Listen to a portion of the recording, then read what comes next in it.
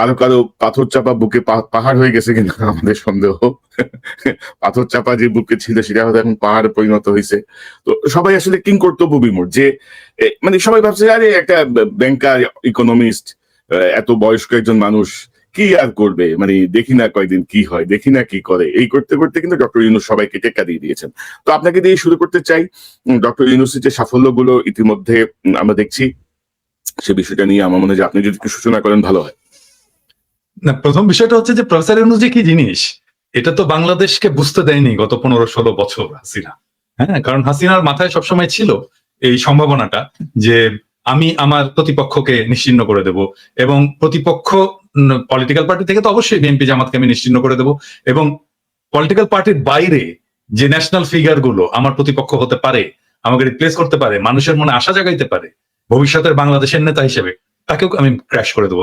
এর মধ্যে প্রফেসর ইউনূস ছিল, এবং প্রফেসর ইউনূস কে বাংলাদেশ কাজে লাগাতে পারেনি। টু টেল ইউ ফ্র্যাঙ্কলি, এটা একদমই পারেনি বাংলাদেশ কাজে লাগাতে। তাকে অন্য দেশ কাজে লাগাইছে, পৃথিবীর সব দেশ তাকে কাজে লাগাইছে, পৃথিবীর সব দেশে তার মেধা, দক্ষতা এটা কাজে লাগছে, পৃথিবীর সব দেশে সে সেলিব্রেটেড। এইরকম ফিগার বাংলাদেশের ইতিহাসে আগামী 50-100 বছরে আসবে কিনা এটা আমার সন্দেহ আছে। মানে আমি অবশ্য ভবিষ্যৎ নিয়ে এত বড় ইয়ে করতে চাই না, কারণ আমরা ডেফিনেটলি আমরা প্রত্যাশা করি যে প্রফেসর ইউনূসের যোগ্যতাকেও ছাড়িয়ে যাক আমাদের আগামী প্রজন্ম। কিন্তু আমরা তো ধরেন জিয়াউর রহমানের পরে এত বড় কারিশম্যাটিক লিডার আমরা বাংলাদেশে পাইনি। নট ইভেন শেখ মুজিবও এই লেভেলের কারিশম্যাটিক লিডার ছিল। তো এই জায়গাটা এসে উনি কাজ করার সুযোগ পাইছেন অনেক বেশি বয়সে। আমাদের সবার মনেই একটা আশঙ্কা ছিল যে এই বয়সে উনি কেমন সময় দিতে পারবেন, কেমন পারফর্ম করবেন, ওনার সেই উদ্যমটা আছে কিনা। কিন্তু এটাকে উনি পিছনে ফেলে দিয়েছেন। উনি একেবারে তরুণদের মতোই একই গতিতে উনি দৌড়ে যাচ্ছেন, এবং মাত্র 8 মাস। আজকের ভিডিওতে আমি বলছি যে প্রফেসর ইউনূস যেদিন ঈদের মাঠে হাত যারা ছুঁইতে পারছে তারা সবাই বলছে যে স্যার আর 5 বছর। কেন সবাই এরকম আহ্বান জানাচ্ছে, আকুতি জানাচ্ছে? কারণ এই একটা মানুষ অনেকদিন পর মানুষকে মানুষের মর্যাদা দিতে পারছে। হ্যাঁ, এটাই ইম্পর্টেন্ট। হ্যাঁ, এটাই ইম্পর্টেন্ট। এবং এই জায়গাটায় যে প্রফেসর ইউনূস যে স্ট্যান্ডার্ড সেট করে দিয়ে যাচ্ছে আমাদের ভবিষ্যৎ রাষ্ট্রনেতাদের জন্য, ভবিষ্যৎ শাসকের জন্য, এই স্ট্যান্ডার্ডটা অ্যাচিভ করতেই হবে, এবং এটা খুবই ইম্পর্টেন্ট। স্যার যতদিনই থাকেন, স্যার সামনে ডিসেম্বরে ইলেকশন দিয়ে চলে যান বা সামনের জুনে ইলেকশন দিয়ে চলে যান, হোয়াট এভার, যে যতদিনই থাকেন উনি যে স্ট্যান্ডার্ডটা সেট করে দিয়ে যাচ্ছেন এটাই বাংলাদেশের শাসনের স্ট্যান্ডার্ড, এটাই বাংলাদেশের রাষ্ট্রনেতার স্ট্যান্ডার্ড হয়ে থাকবে। এবং এখানেই এই পুরনো রাজনীতিবিদদের আতঙ্ক, ভয় যে আমরা তো আসলে পারবো না এটা করতে, আমাদের এই মেধা, এই যোগ্যতা, এই ভিশন এটা তো নাই। সেই জন্যই যত কম ছোট করা যায় ওনার শাসনকালটাকে, এবং যত তাড়াতাড়ি ওনাকে ডিসক্রেডিট করে বের করে দেওয়া যায় এই চেষ্টা হয়েছে। এবং এটা সম্ভব হবে না এই কারণেই যে বাংলাদেশের মানুষ প্রফেসর ইউনূসের পাশে দাঁড়িয়ে গেছে। হ্যাঁ, একটা বিশাল প্রাচীর হয়ে ওনার পাশে দাঁড়িয়ে গেছে। এবং উনি বিপ্লবের কেউ ছিলেন না, কিন্তু উনি বিপ্লবে পার্টিসিপেট করেননি। হ্যাঁ, উনি এমনকি বিপ্লবের সময় দেশেও ছিলেন না, কিন্তু উনি বিপ্লবের আইকন হয়ে উঠছে। এটা একটা অসাধারণ বিষয়। হ্যাঁ, আমি এটাকে তুলনা করতে চাই খোমেনির সাথে। খোমেনিও প্যারিসে ছিলেন ওই সময়, এবং প্যারিস থেকে দেশে ফিরে গেলেন। হ্যাঁ, তো সেই প্রত্যাবর্তনের পর খোমেনি যে ফিগার হয়ে উঠেছিলেন ইরানে, প্রফেসর ইউনূস ঠিক একই লেভেলের ফিগার হয়ে উঠেছেন। এবং আমি আশা করি যে দুইটা জিনিস ইয়ে আছে, সেটা হচ্ছে যে এক, যেখানে আমি মনে করি যে যেখানে আনকম্প্রোমাইজিং প্রফেসর ইউনূস, সেটা হচ্ছে শেখ হাসিনা এবং আওয়ামী লীগের বিচার, এবং 2 নাম্বার হচ্ছে যে ভারতের সামনে মাথা উঁচু করে দাঁড়ানো। এবং এই জিনিসটা আমরা চাই যে এটা প্রফেসর ইউনূস যেটা করেছেন, মিটিং এ যা বলেছেন আমরা তো দেখেছি, মোদির সাথে মিটিং এ কি বলেছেন। হ্যাঁ, এবং এই জিনিসটা অব্যাহত থাকলে বাংলাদেশের মানুষ ওনাকে আর কখনোই ছাড়তে চাইবে না। জি দাদা, আমি আরো বিস্তারিত ভাবে ধরেন চীন সফর, ভারতের সাথে নরেন্দ্র মোদীর সাথে যে বৈঠক, বা সাম্প্রতিক সময় যে আমেরিকার সাথে যে ট্রেডের যে শুল্কের যে বিষয়টা নিয়ে একটু আসবো। আমি তার আগে একটু ইলিয়াসের কাছে যেতে চাই। ইলিয়াস, আপনি কিভাবে দেখছেন ডক্টর ইউনূসময় সাধারণ মানুষের মন, এবং সবাই চাচ্ছেন যে ডক্টর মোহাম্মদ ইউনূস আরো কন্টিনিউ করুক, আবার সকল দলের একটা চাপ হচ্ছে যে নির্বাচনটা যেন যথাসময় হয়। তো সব মিলিয়ে আপনার পর্যবেক্ষণ ইউনূসের, মানে ব্যক্তিগত ইউনূস, আমি কিন্তু পুরো ডক্টর ইউনূস সাহেবের মন্ত্রী পরিষদের কথা বলছি না, উপদেষ্টা পরিষদ না, শুধু ডক্টর ইউনূসের যে ক্যারিশমা, আমরা সেটাকে হাইলাইট করতে চাচ্ছি। হাইলাইট মানে কি, সেটা নিয়ে আমরা আলোচনা করতে চাচ্ছি, এটা অলরেডি হাইলাইটেড। আপনার কাছ থেকে শুনি। জি, বিষয় হচ্ছে যে আমরা একটা বিষয় মনে পরিষ্কার করা দরকার। ধরেন সারা দেশে এখন একটা পরিস্থিতি তৈরি হয়েছে যে ডক্টর ইউনূস আর বিএনপি কে মনে হচ্ছে মুখোমুখি দাঁড় করানো হয়েছে। এই জায়গাটা মনে হয় আমাদের পরিষ্কার করা উচিত। আমরা আলাদাভাবেও যখন কথা বলি, আমরা জানি যে এই দেশে মানে একটা আনইলেক্টেড গভর্নমেন্ট বেশি দিন থাকতে পারে না, এটা থাকা সম্ভব না। আলটিমেটলি একটা নির্বাচিত সরকারকেই ক্ষমতায় আসতে হবে, তাদেরকে দেশ চালাতে হবে, এবং যে কথাটা ডক্টর মোহাম্মদ ইউনূসও বলেন।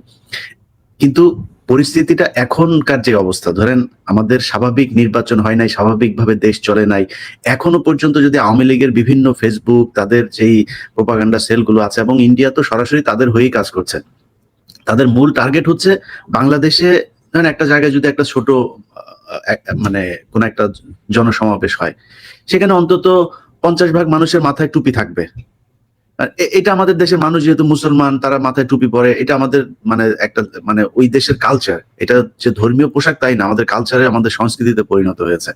এটাকেও তারা নিয়ে তারপরে ফেসবুকে পোস্ট করছে, করে তারপরে দেখাচ্ছে যে আমি জানি না, এখানে হতে পারে কেউ কেউ মানে কালো পতাকার ভেতরে লা ইলাহা ইল্লাল্লাহ মুহাম্মাদ রাসূলুল্লাহ লেখা তো আর নিষেধ না, বাট এটা যেহেতু একটা জঙ্গি সংগঠন, এটা কাদের তৈরি কি সেই আলোচনায় আর যাচ্ছি না, একটা জঙ্গি সংগঠনের নাম দেওয়া হয়েছে, আমরা সেটা থেকে মানে বিরত থাকাই মনে হয় ভালো। তারপরেও যদি নাকি তারা কেউ করে থাকে, কিংবা কোনো এজেন্সি যদি নাকি এটাকে উদ্দেশ্য প্রণোদিত ভাবে করে থাকে, সেটা করে থাকতে পারে, কিন্তু আমাদের উদ্দেশ্য কি, আমরা কি আসলে আফগানিস্তান হইতে চাই, আমরা কি পাকিস্তান হইতে চাই, আমরা কি আইএসআই হইতে চাই না, আমরা তো কোনো জঙ্গি সংগঠনের সাথে না, আমরা চরমপন্থী না, কখনোই না। অথচ এইটাকে তারা পুঁজি করে সেই ছবিগুলোকে নিয়ে নিয়ে বিভিন্ন জায়গায় দেখানোর চেষ্টা করছে যে বাংলাদেশ হচ্ছে ইসলামী চরমপন্থীদের দখলে চলে যাচ্ছে। এটা যদি আপনি কয়েকটা সিকোয়েন্স যদি ভাগ করেন, দেখেন ঈদের আগের দিন প্রথম আলোর একটা নিউজ ছিল, আপনাদের কারো চোখে পড়েছে কিনা জানি না, আমিও দেখিনি, আমাকে একজন পাঠিয়েছে, একজন সাংবাদিকই পাঠিয়েছেন। তিনি দেখলাম যে সেখানে আজ চাঁদ দেখা গেলে কাল ঈদ, এটা হচ্ছে আমি কনক ভাইকে এটা পাঠাতে চেয়েছিলাম। তো সেইখানে একটা ব্যানার আছে, ব্যানারের পেছনে অনেকগুলো মানুষ, সেই মানুষগুলোর সাথে আপনার একটা কুকুরকে দিয়ে দেওয়া হয়েছে। আচ্ছা, আপনি আমাকে বলেন যে প্রথম আলোর ঈদের দিনের ইয়ের সাথে এই যে এই উল্টা হয়ে গেছে, উল্টা হয়ে গেছে, আমাকে একটু এইটাই করতে হবে। আচ্ছা, তো এখন ধরেন, আচ্ছা এই হচ্ছে ইয়েটা, দেখেন এই যে কোন একটা কুকুর ঈদ মোবারকের নিচে, কুকুর না গরু? হ্যাঁ কুকুর, আচ্ছা, গরুর তো শিং থাকবে, কুকুর একটা, তো এটা এখানে দেওয়া হয়েছে। আচ্ছা, এরপরে তারা আরেকটা নিউজ করেছে, এই ঠিক ঈদের আগে দিয়ে নিউজ করেছে যে ওই কাপাসিয়াতে এক মুসল্লিরা, তাদের শিরোনামটা হচ্ছে নাটক বন্ধ করে দিল মুসল্লিরা। আচ্ছা, মুসল্লি মানে কি? বাংলাদেশে যারা নামাজ পড়ে তারা সবাই মুসল্লি, মানে মসজিদে নামাজ পড়তে গিয়েছে তাদেরকে মুসল্লি বলা হয়। তার মানে মুসল্লি ইনডিরেক্টলি সেইটাই বোঝাচ্ছে যে মুসলমানরা হচ্ছে গিয়ে নাটক বন্ধ করে দিল। বাংলাদেশের মানুষ, আরে ভাই এই দেশ এরকম এক জায়গায় গিয়ে পৌঁছেছে পর্ন জোর করে সরকারি ভাবে বন্ধ করতে হয়। তো পর্ন সাইট আপনি বন্ধ করার জন্য সরকারি ভাবে সেই দেশে আপনি বলছেন যে এই দেশে নাটক চলতে দেয় না? সারাদিন নাটক সিনেমা দিয়ে ভরপুর, নাটক নাকি চলতে দেয় না, নাটক বন্ধ করে দিয়েছে। প্রথম আলো এই নিউজ করেছে। আচ্ছা, নিউজ করার আগে আর পরে এই দেশের প্রাইম মিনিস্টার পর্যন্ত নাটক করে, হ্যাঁ, এবং এত বেশি নাটক করে যে আমাদেরকে বলতে হয় নাটক কম করো প্রিয়। সেই দেশের নাটক চলে না। এখন এই বিষয়গুলো যদি সবই করেন, এখন মানুষ তো রিয়েক্ট করে নাই, যেটা 2007 সালে প্রথম আলো করেছিল, সেই এক কার্টুন দিয়ে তারপরে মুসলমানদেরকে ঝাঁপায় তারপরে রাস্তায় নামানোর পরে তারপরে এই যে 15 বছর সেই প্রথম আলোর কার্টুনের চললো বাংলাদেশ। সারা পৃথিবী জানলো যে এই দেশ মুসলমানদের ইয়েতে চলে যাচ্ছে, চরমপন্থীরা দখলে নিচ্ছে। ঈদের আগেও আপনি যদি চ্যানেল আর জিল্লুর যে বক্তব্য, জিল্লুর হঠাৎ করে বলে বসলো যে এই দেশে নাকি বিশাল চরমপন্থী। জিল্লুর, তোমার সেই জঙ্গি হামলা কই? ঈদের পরে না বলে জঙ্গি কোথায় কোথায় জঙ্গি হামলা হবে, জিল্লুর সেটাও বলে দিল। তো জিল্লুর যে কাদের লোক, এই চিপ রেটের বিদেশি এজেন্সিদের এজেন্ট, এদের থেকে সাবধানে থাকতে হবে আমাদের। কিন্তু কথা হচ্ছে জিল্লুর আসলে কাদের পারপাস সার্ভ করে, মানে জিল্লুর তো আগে আমেরিকান পয়সায় চলতো, এখন তো আমেরিকান পয়সা বন্ধ নাই, এখন জিল্লুরের পয়সাটা কোত্থেকে আসছে এটা একটু আমাদের জানা দরকার। তো জিল্লুরকেও বলতে হবে। হ্যাঁ, এখন পাশে থেকে, এখন তো সেটা তো মানুষদের জানা দরকার। হ্যাঁ, যে আসলে তো আমেরিকান ফান্ডিং বন্ধ, তো সবার বন্ধ, যারা পাইতো এনইডি ফেনিডি ইত্যাদি ইত্যাদি সবকিছু ট্রাম্প দিছে ব্যাপারে বন্ধ করে। এখন জিল্লুরের পয়সা কোত্থেকে আসে এটা জিল্লুরকে বলতে হবে। জিল্লুরের এনজিও কি দিয়ে চলে, কার পয়সায় চলে, তাহলেই সব বোঝা যাবে কার কি কোথায় বাধা আছে। তো এই ন্যারেটিভ থেকেই দেখেন এইখান জিল্লুরের গলার জোর কোথায় থেকে আসে ওটা আমরা জানি। এইখান থেকেই কিন্তু শুরু হয়েছে। আপনি দেখেন এক এক করে প্রথম আলো এইদিকে এইভাবে উস্কাইতে যাচ্ছে, জিল্লুর আবার ওইদিকে খাতা কলম সামনে নিয়ে 5-6টা পৃষ্ঠা নিয়ে তার কাছে বিভিন্ন দেশের এজেন্সিরা তাকে তথ্য দিয়েছে, তিনি হচ্ছে জেনেছেন বাংলাদেশ একটা এবং কিভাবে হামলা হবে। আমি আমার আগের ভিডিওতে এই কথাগুলো বলেছি যে কোর্টে হামলা হবে, আগের মতো সেই জেএমবির মতোই নাকি কোর্টে হামলা হবে। তো জেএমবির হামলা কোর্টে সারা দেশে 500 জায়গায় করেছে কারা? করেছে। তার মানে জিল্লু রয়েদের লোক, এটা সে নিজে প্রমাণ করলো। মানে ছায়ানট এই হামলা সব তাদের হামলা।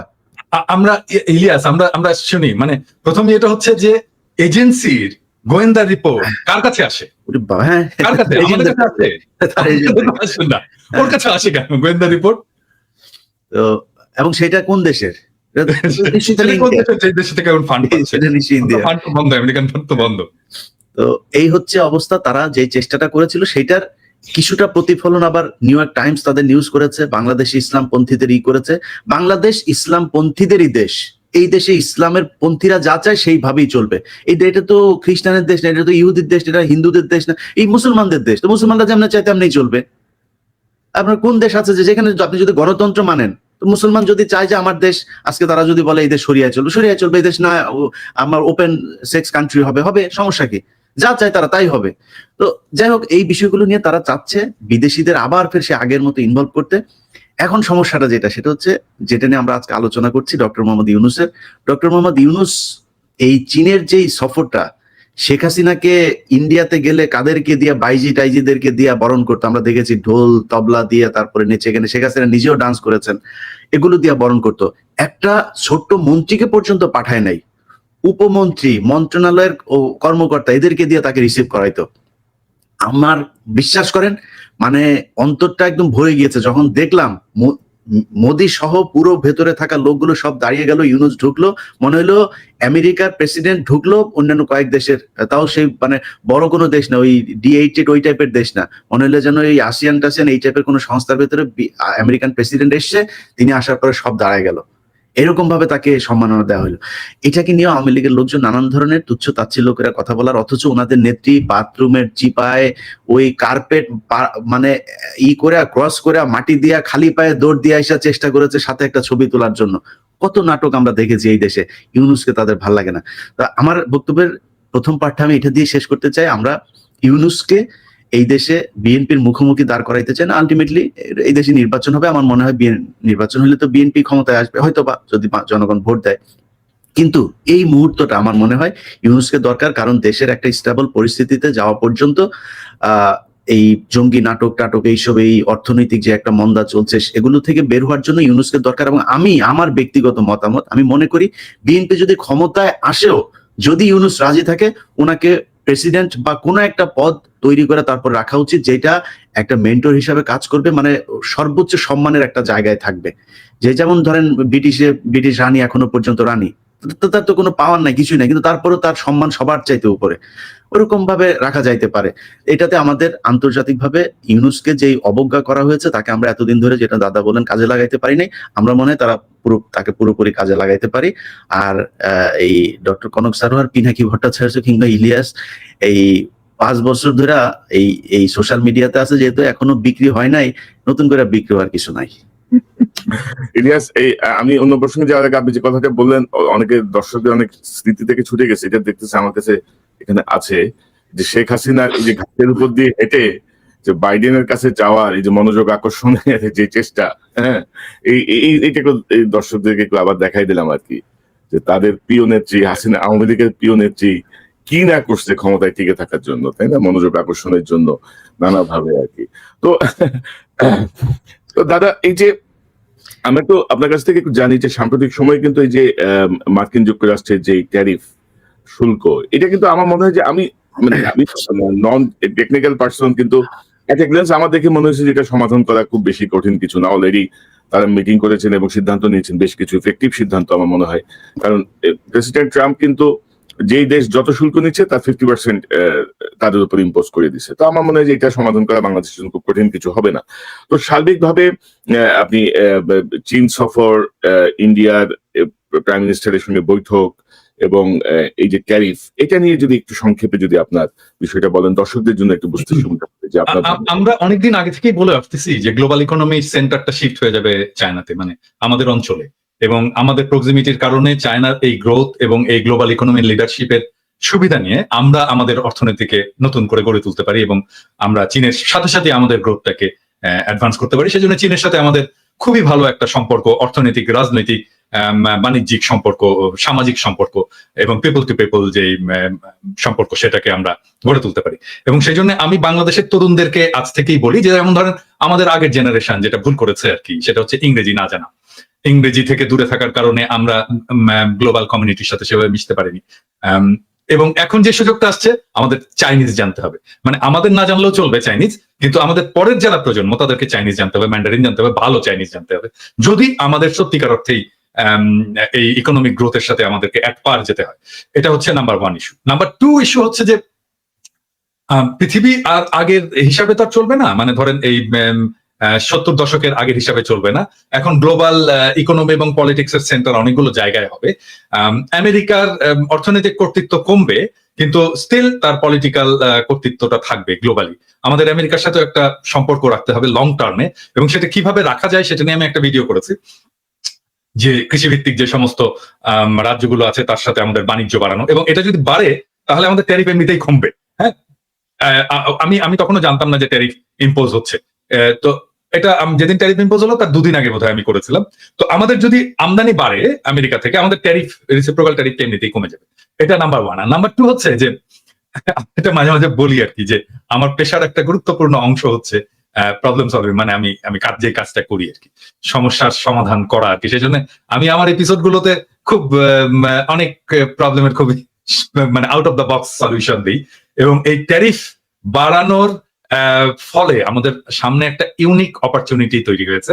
আমি এইখানে এটা বলতে চাচ্ছি না কারণ এই জন্য না যে চাই না, সেটা না। আমি একটা এপিসোড করেছি কারণ এটা এক্সপ্লেইন করতে হবে যে আসলে কি করা যায় এবং কি করলে এই প্রবলেমটাকে আমি অপরচুনিটিতে শিফট করতে পারি। মানে বিজনেসে আমরা যা করি আর কি, যে প্রবলেম আমরা অ্যান্টিসিপেট করি আগে, এবং এই প্রবলেমটাকে কিভাবে আমি সুযোগ হিসেবে ব্যবহার করতে পারি, এটাই বিজনেসের মূল আর কি। কি বলবো, এটা কি, তো যেহেতু আমি বিজনেসের লোক, আমার মাথায় ওইটাই সবসময় ঘুরতে থাকে যে সমস্যা কি হতে পারে, এটাকে আমি কিভাবে অপরচুনিটিতে শিফট করতে পারি। এই প্রবলেমটা আমাদের যে কি সিরিয়াস একটা অপরচুনিটি না, আমি কিন্তু খুবই হ্যাপি। এবং এইটার জন্য যেই সিদ্ধান্তটা নিতে হবে, এটাতে প্রফেসর ইউনূসকে নিজেকে ইনভলভ হতে হবে, শুধু নিজেকে না, আর একটা সিনারিও ইভ্যালুয়েশন করতে হবে, এবং এটার জন্য ইন্টারন্যাশনাল এজেন্সিকে কাজে লাগাতে হবে। যেমন ধরা যাক বিসিজি বা পিডব্লিউসি, এদেরকে ইনভলভ করতে হবে। করে আমরা যদি মোটামুটি 1-1.5 মাসের মধ্যে আমরা যদি সমস্ত অ্যানালাইসিস কমপ্লিট করে একটা ফার্ম ডিসাইসিভ ডিসিশন নিতে পারি, তাহলে বাংলাদেশের চেহারা পাল্টে যাবে, জাস্ট যদি এই ট্যারিফটা এরকম থাকে। হ্যাঁ, তো এটা কালকে আসবে সম্ভবত এপিসোডটা। এবং আমি বাংলাদেশের মানুষদেরকে বলবো আর কি, জনগণকে বলবো যে দেখেন, পৃথিবীতে কোনো সমস্যা না। হ্যাঁ, যদি আমরা সিচুয়েশনটাকে খুব ভালোভাবে ইন্টেলেকচুয়ালি অ্যানালাইসিস করতে পারি এবং তার ভিত্তিতে আমি একটা অ্যাকশন নিতে পারি। এবং বাংলাদেশে এত ব্রাইট ছেলেরা আছে না ইয়াং জেনারেশনে, যে এদের সামনে কোনো সমস্যা হয়ে থাকবে না। হ্যাঁ, আমরা তো বুড়া হয়ে গেছি, ধরেন আমাদের চিন্তা হয়তো একটু পুরনো হবে, কিন্তু আমরা যদি একটু ধরে দিতে পারি যে কোন রাস্তায় যেতে হবে, হ্যাঁ, তাহলে দেখবেন যে আরো ইনোভেটিভ সলিউশন বের করে ফেলে দিতে পারবে আমাদের। তবে দাদা, আমি দাদা মনে করি যে ধরেন আমরা ধরেন ইন্ডিয়া থেকে যে চাল, গম বা এই জাতীয় খাদ্যশস্য আমরা যে আমদানি করি, এগুলো ইন্ডিয়া থেকে বন্ধ করে আমাদের আমেরিকা কেন্দ্রিক হওয়া উচিত। তাহলে কোয়ালিটিও বাড়বে। মানে আমাদের ইন্ডিয়ান ডিপেন্ডেন্সি থেকে বেরিয়ে আসাটা খুব জরুরি আমাদের জন্য। এবং গত এই 54 বছরে ইন্ডিয়ার যেই আধিপত্য আমরা বাংলাদেশিদের উপর দেখছি আর কি সকল ক্ষেত্রে, তো আমার মনে হচ্ছে তার একটা জবাব দেওয়া উচিত। ইতিমধ্যে চিকিৎসা বন্ধ হয়ে কিন্তু অনেক বাসের কাউন্টার এখন কাপড়ের দোকান হয়ে গেছে, অনেক কাপড়ের দোকান বন্ধ হয়ে যাচ্ছে, অনেক খারাপ অবস্থায়। আমার মনে হচ্ছে তাদেরকে একটা শিক্ষা দেওয়া খুব জরুরি, জেন্টাল ওয়েতে আর কি, যে দেখো মানে আমি যখন ভারতীয় পণ্য বয়কট আন্দোলন করছিলাম আর কি, হ্যাঁ, সেই সময় আপনারা সবাই সাপোর্ট করেছেন। মানে ওই সময় ওদের কথাবার্তা দেখলে না গায়ে জ্বলুনি উঠতো আর কি। মানে ওদের ইয়েটা কি ছিল, সেটা হচ্ছে যে আমরা তো পয়সা দিয়ে কিনে আনি রে ভাই, সমস্ত পণ্য, ইন্ডিয়ান পণ্য তো আমরা পয়সা দিয়ে কিনে আনি, ওরা তো দয়া করে আমাদেরকে দান করতেছে না। ওদের বিষয়টা হচ্ছে কি, ওদের চাওয়াটা কি, আমাদের শুধু কিনলে চলবে না, আমাদের কিনতে হবে এবং তারপর কৃতজ্ঞ থাকতে হবে, দাদা আমাদেরকে দিয়েছেন, আপনারা না দিলে তো আমরা মরে যেতাম দাদা। এইটুকু শোনে না, সেই জন্য ওদের গায়ে জ্বলুন। এবং আমার মনে এমন মেজাজ খারাপ দাদা ওই দিন ওদের দেশের একটা চ্যানেলেই আপনার করতেছে, ওই পাগলার চ্যানেল, ওই যে মলম বিক্রেতার চ্যানেলে, হ্যাঁ, ওরা উস্কাইতেছে যে কি হয়েছে, যে বাংলাদেশিরা এই যে আসে না, তো সমস্যা কি হয়েছে, আমাদের তো ওদেরকে আমাদের বন্ধ করতে হবে, বাংলাদেশে আসা, ওরা এই দেশে এসে চিকিৎসা নিয়ে যায়, এই সেই। পাশের থেকে আরেকটা আবার দৌড়ে আসছে, বুঝছেন, খাওয়া হাগা সব বন্ধ করে দেবেন নাকি আমাদের? আসতে আসতে বুঝছেন ওদের যে অবস্থা খারাপ। আমরা দাদা যদি খালি চীন পাকিস্তান এদিকে দুই দেশের সাথে যদি পাকিস্তানের চিকিৎসা ব্যবস্থাও অনেক ভালো, এবং চীন যেটা আমি এটা দেখলাম, এখানে আপনার ওদের একটা হসপিটালের একটা ফ্লোর ওরা বাংলাদেশের জন্য ছেড়ে দিতে চাইছে, এবং চীনের মানুষের যেই চিকিৎসার যে খরচ তার চাইতে তারা কম নিবে। তারপর চিটাগাং এর সাথে একটা বোধহয় স্পেশাল ওরা একটা রুটও করতেছে ফ্লাইটের জন্য, যেহেতু আমাদের মানে স্থল পথে যাওয়ার সুযোগ নাই, এবং সেটা খুব চিপ রেটে করার জন্য। এই মুহূর্তে বাংলাদেশের সাথে চীনের যে বিমানের টিকিট ভাড়া বোধহয় একটু বেশি, এটা চিপ করার জন্য ওরা একটা কাজ করতেছে, অনেকগুলো কাজ করে আসে, এবং স্টুডেন্টদেরকে ওইখানে পাঠানোর জন্য আরো বেশি এমন করি টেকনোলজিতে করার জন্য ওদের যেই এখানে হারবার্ড টারবার্ড যা যা আছে, MIT এদের চাইতো আমার মনে হয় অনেক বেশি আপনার কি বলে চীনের ওদের ইউনিভার্সিটির মান কোনো অংশে কমা না, তো সেখানে পাঠানো যাইতে পারে। মানে ইলিয়াস, ধরেন যে মানে ইন্ডিয়ান দাসত্বের চেয়ে আমি মনে করি যে চীনের সাথে বন্ধুত্ব বা আমেরিকার সাথে বন্ধুত্ব অনেক বেশি গুরুত্বপূর্ণ হবে বাংলাদেশের জন্য। এবং আমরা যে চিকিৎসার জায়গাটা যেহেতু তারা জোর করে, আমাদের চিকিৎসার যে অধিকার, এটা তো বিশ্বব্যাপী মানবাধিকারের অন্যতম একটা অংশ বিষয়, তাই না? সেটি যেহেতু তারা বন্ধ করেছে, কারণ একটা অ্যাটিটিউড করে একটা স্বৈরাচারী শাসককে রক্ষা করার নামে, মানে বিশ্বের সর্ববৃহৎ গণতন্ত্রের দাবিদার একটা দেশ, তো আমার মনে হয় যে আমাদের ওই চিকিৎসার জায়গাটায় আমরা চীনের দিকেই থাকি, পাকিস্তানের দিকে যাই প্রয়োজনে। আর আমাদের দেশে তামিম ইকবালের চিকিৎসার পরে আসলে চিকিৎসকদের প্রতি অন্যরকম একটা আস্থা বেড়ে গেছে। না কনক, মানে আমাদের তো কিছু চিকিৎসার প্রবলেম আছে, এটা আমাদেরকে স্বীকার করতে হবে। বিং এ ডক্টর, এটা আমি সবসময় আত্মসমালোচনা হিসেবেই দেখি, হ্যাঁ। কিন্তু বাংলাদেশের চিকিৎসা ব্যবস্থাকে ঢেলে সাজাতে বড় জোর খুব বেশি হলে, মানে বাংলাদেশের থেকে যাবে না তো কোথাও, বরং বাংলাদেশে আসবে চিকিৎসা করতে। এটা করতে হলে বড় জোর 10 বছর সময় লাগবে। মানে ধরেন আমি যদি দেশে যাই 10 বছর যদি কাজ করতে, সরকারে থাকতে হবে না, সরকারে থাকার দরকার নেই, সরকারের বাইরে থেকে যদি আমি 10 বছর কাজ করতে পারি না, বাংলাদেশের হেলথ সিস্টেম একদম পুরো পাল্টায় দেওয়া সম্ভব। এবং বাংলাদেশের মানুষজন বাইরে থেকে চিকিৎসা করতে আসবে। সমস্যাটা কোথায় হয় আসলে, মানে আমি বলি, মানে বিং এ ডক্টর, আমি আসলে এই জায়গাটা ডাক্তারদেরকেও আমি বলবো এটাকে করার জন্য, এটাকে হৃদয়ের সাথে উপলব্ধি করার জন্য। হ্যাঁ, একজন মানুষ যখন চিকিৎসকের কাছে আসে, সে ভয়ানক অসহায় হয়ে আসে, এবং এই সময় সে চায় চিকিৎসক আমার কথা শুনবে। অনেক কথা আছে যেটা বলে, যেটা হয়তো শোনার দরকার নাই, আমার অ্যাজ এ ডক্টর আমার হয়তো শোনার দরকার নাই, প্রাসঙ্গিক না, কিন্তু সে কথা বলতে চায়, শোনাতে চায়। হ্যাঁ, এই কথাটা শুনতে হবে, সময় গেলেও শুনতে হবে। হ্যাঁ, এবং আমি প্র্যাকটিস করি না, কিন্তু আমি যদি প্র্যাকটিস করতাম তাহলে আমি কি করতাম, আমি পেশেন্টের সব কথা বলা শেষ হয়ে গেলেও আমি বলতাম, আর কোনো সমস্যা আছে, আর কিছু বলবেন, আর কিছু, হ্যাঁ, এইরকম করে আমি শুনে নিতাম একদম শেষ পর্যায়ে পর্যন্ত। এবং পেশেন্টের কথা যদি শোনা যেত সমস্ত, তাহলেই দেখতেন যে আমাদের রোগীরা স্যাটিসফাইড হয়ে যেত। এটা একটা বিষয়। আর 2 নাম্বার হচ্ছে যে আমাদের হেলথের মধ্যে কিছু মাফিয়া ঢুকেছে। হ্যাঁ, মাফিয়া, এটা সব ব্যাপারে, যেমন হসপিটাল মাফিয়া হয়েছে, তারপরে ফার্মাসিউটিক্যালস এ মাফিয়া হয়েছে, হেলথ ইকুইপমেন্টস এ মাফিয়া হয়েছে। আমি একটা এক্সাম্পল দিই আপনাদেরকে। ধরেন বাংলাদেশে আপনি একটা পেসমেকার বসাবেন আপনার বুকে, আপনি পেসমেকার বাংলাদেশে তো হয় না, এটা কিনে আনতে হবে, বাইরে থেকে ইম্পোর্ট করতে হবে। তো আপনার বুকে যে পেসমেকারটা বসানো হবে, আপনি ধরে নিতে পারেন যে 90% ক্ষেত্রে ওই পেসমেকারটার যা দাম, আমি এখন জানি না কত দাম, ধরেন এটার দাম ধরেন 3 থেকে 4 লক্ষ টাকা। এই 4 লক্ষ টাকা যদি দাম হয়, তাহলে ডাক্তার সাহেব ওইখান থেকে 70 থেকে 80 হাজার টাকা কমিশন পাবে। হ্যাঁ, আমার সাথে চ্যালেঞ্জ করতে এসেন না ডাক্তার সাহেবেরা এবং ডিভাইস কোম্পানিরা, চ্যালেঞ্জ করতে এসেন না, আমি একেবারে খাইয়া দেবো কিন্তু। হ্যাঁ, তো তাহলে এই যে 70 হাজার টাকা গেল, এই টাকাটা তো পেশেন্টের পকেট থেকে গেল। এবং এটা তো ডাক্তারের দরকার ছিল না, কারণ ডাক্তার তো ডিভাইসের মালিক না, ডিভাইসের মালিক তো ডিভাইস কোম্পানি, ডিভাইসের একটা দাম আছে, তৈরি হয়েছে, এবং এই দামটা আমি পেশেন্টের পকেট থেকে বের করে আমি ডাক্তারকে দিয়ে দিলাম। এবং এই জন্যই বাংলাদেশের চিকিৎসা খরচটা স্কাই রকেট হয়েছে।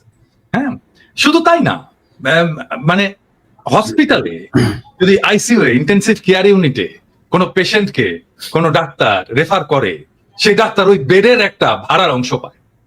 হ্যাঁ, সেই জন্য ইন্টেনসিভ কেয়ার ইউনিটে যখন পেশেন্ট থাকে বিশাল একটা বিলের বোঝা তার কাঁধে চাপে। সো এই যে হেলথ মাফিয়া যেভাবে ধরেছে বাংলাদেশের হেলথ সেক্টরকে, এইটা থেকে মুক্ত করার জন্য একটা খুব স্ট্রং অ্যাক্টিভিজম দরকার, স্ট্রং পার্সোনালিটি দরকার, যাকে আসলে খাইয়ে দিতে পারবে না এই মাফিয়া ইন্ডাস্ট্রি। দাদা আরেকটা বিষয়, দেশে আমি ফিরে গেলে আর কি, হ্যাঁ মানে আমার সামনে এসে হয়তো মাস্তানি করতে পারবে না আর কি, আই বিলিভ যে এই মাফিয়া গ্রুপ। এবং এটাকে বন্ধ করতে না পারলে আপনি এই হেলথে রিফর্ম করতে পারবেন। মাফিয়াদেরকে বন্ধ করতে হবে, মাফিয়াদেরকে খাইয়া দিতে হবে, মাফিয়াদেরকে খাইয়া দেওয়ার মতো ক্ষমতা বান কাউকে এটাকে ড্রাইভ করতে হবে। হ্যাঁ, সেটা যেই করুক, হ্যাঁ সেটা আমি তাকে সাপোর্ট দিই বা আমরা সবাই মিলে তাকে সাপোর্ট দিই, বা সে নিজেই এটাকে ড্রাইভ করবে। দাদা আরেকটা বিষয় আমি জাস্ট আপনার সঙ্গে যোগ করি, ধরেন মেডিকেল রিপ্রেজেন্টেটিভ মানে যে পরিমাণ ঘুষ দেয় ডাক্তারদেরকে, গাড়ির বাড়ি থেকে শুরু করে মানে চেম্বার সাজায় দেওয়া পর্যন্ত, এবং ভালো ওষুধ কিন্তু বাংলাদেশে তৈরি হয়, খুবই ভালো মানের ওষুধ, আন্তর্জাতিক মানের ওষুধ কিন্তু বাংলাদেশ ম্যানুফ্যাকচার করে, কিন্তু এমাজা যে ডাক্তারকে ঘুষ দিয়ে মানে তার কোম্পানির ওষুধ লিখতে বাধ্য করে, মানে এই যে অনৈতিক যে কাজগুলো, আমার তো মনে হয় যে খুব রিসেন্ট যদি ধরেন এই কমিশন বাণিজ্য আর এমআরদের এই অ্যাক্টিভিটি বন্ধ করা যায়, চিকিৎসা ব্যবস্থায় ধরেন 50% একটা ডেভেলপমেন্ট আমরা দেখতে পাবো। এটা হচ্ছে কি, এটা সামগ্রিক মেধাহীনতার বিষয়। মানে আমিও তো এখানে ফার্মাসিউটিক্যাল কোম্পানিতে কাজ করি, তাই না? মানে আমাদেরকেও ডাক্তারদের কাছে যেতে হয়, আমাদের রিপ্রেজেন্টেটিভরা ডাক্তারদের কাছে যায়, এবং এখানে যে ধরনের রুলস এবং রেগুলেশন আছে, মানে অনেক ডাক্তার ধরেন আমার সাথে মিট করলেন, হ্যাঁ কথা বলবেন, বা বললেন যে তোমার সাথে এই টাইমে আমি মিট করি, আমাকে অফিস থেকে রেঞ্জ দেওয়া আছে, আমি ঠিক কত টাকা খরচা করতে পারবো ওনাকে চা কফি খাওয়ানোর জন্য, হ্যাঁ, বা আমি ওনাকে কি গিফট দিতে পারবো, এটা টাকায় অঙ্কে ইয়ে করা আছে, এবং আমাকে এটা এসে ডিক্লেয়ার করতে হয় যে আমি এটা দিয়েছি ওনাকে, আমি ওনাকে এই রেস্টুরেন্টে খাইয়েছি, এই যে এত বিল, এবং এটার দাম জানেন, আমি ইয়ে বলি, দুজনকেই বলি আর কি, মানে এটা লাঞ্চ যদি করাতে হয় তাহলে এটা 18 ইউরোর বেশি না। 18 ইউরোতে লাঞ্চ হয় কোনো ইউরোপে? হয় না তো, ভালো লাঞ্চ তো হয় না, তাই না? মানে আদতে আসলে আমরা কিছু করতে পারি না, আমরা এই দেশের ডাক্তারদেরকে গিফট স্যাম্পল এইটা সেটা এগুলো আমরা দিতেই পারি। আমাদেরকে করতে হয় আমাদের ইন্টেলেকচুয়াল কাজ করতে হয়, আমাদের রিসার্চ করতে হয়, রিসার্চে ডেটা দেখাইতে হয়, এটা দেখায় কনভিন্স করতে হয়, হ্যাঁ, অন্য কিছু করার এখানে সুযোগ নাই। ওই সিস্টেমটা বাংলাদেশে ইমপ্লিমেন্ট করা সম্ভব, এবং যেহেতু এটা করতে পারছে না বাংলাদেশের ফার্মাসিউটিক্যাল কোম্পানিগুলো, সেই জন্য তারা ডাক্তারকে যে টাকা দেয়, মাসোহারা দেয়, মানে মাসে মাসে খাম দেয়।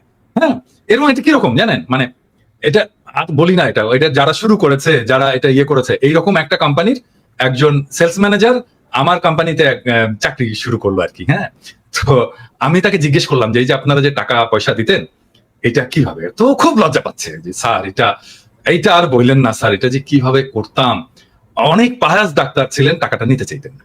তখন আমরা একটা টেকনিক করতাম। কি টেকনিকটা হচ্ছে আমি যে বলতাম, ডাক্তার সাহেব এটা তো আপনার কাছে আসতোই, হ্যাঁ, ডায়াগনস্টিকেরও কিন্তু একই জিনিস, ডায়াগনস্টিক যে টেস্ট হয় সেটারও একই জিনিস, ডাক্তার সাহেব এটা তো আপনার কাছে আসতোই, হ্যাঁ, এটা আমার কাছে এসছে থাকবে, হ্যাঁ, এটা কাজ করি ডাক্তার সাহেব, আপনি একটা এতিমখানায় দিয়ে দেন, আপনার হয়ে আমরা দিয়ে আসবো, হ্যাঁ।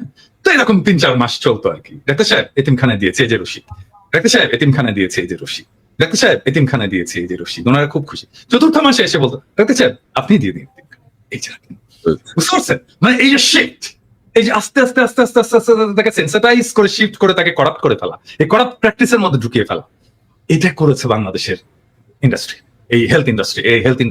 আপনি তো দাদা ওইটা তো জানেন না, এখন চিকিৎসকদের প্রেসক্রিপশন ছাপায় দেয় এমআর মানে ওষুধ কোম্পানিগুলা, এবং যেটা নিচে এরকম একটা কার্বন পেপার থাকে, কি প্রেসক্রিপশন লেখা হচ্ছে ওইটা শেষ হওয়ার পরে জমা দিতে হয়। মানে এইটা তো মাইর ছাড়া উপায় নাই, অবস্থাটা ছাড়া উপায় নাই, ধরে ওই কোম্পানিকে ধরে কোম্পানির মালিককে একদম সপাং করে মাইক দেওয়া উচিত, গুলিস্তানে কামানের উপরে দাঁড় করে, যে কোম্পানি এটা করেছে সেই কোম্পানির মালিককে অথবা মার্কেটিং ম্যানেজারকে। এখন এই প্রসঙ্গে আপনারা বলতে পারেন যে দাদা আপনি তো বাংলাদেশের ফার্মাসিউটিক্যাল কোম্পানিতে কাজ করেছেন, ইন্ডাস্ট্রিতে কাজ করেছেন, এই ধরনের কাজ কি আপনি করেছেন?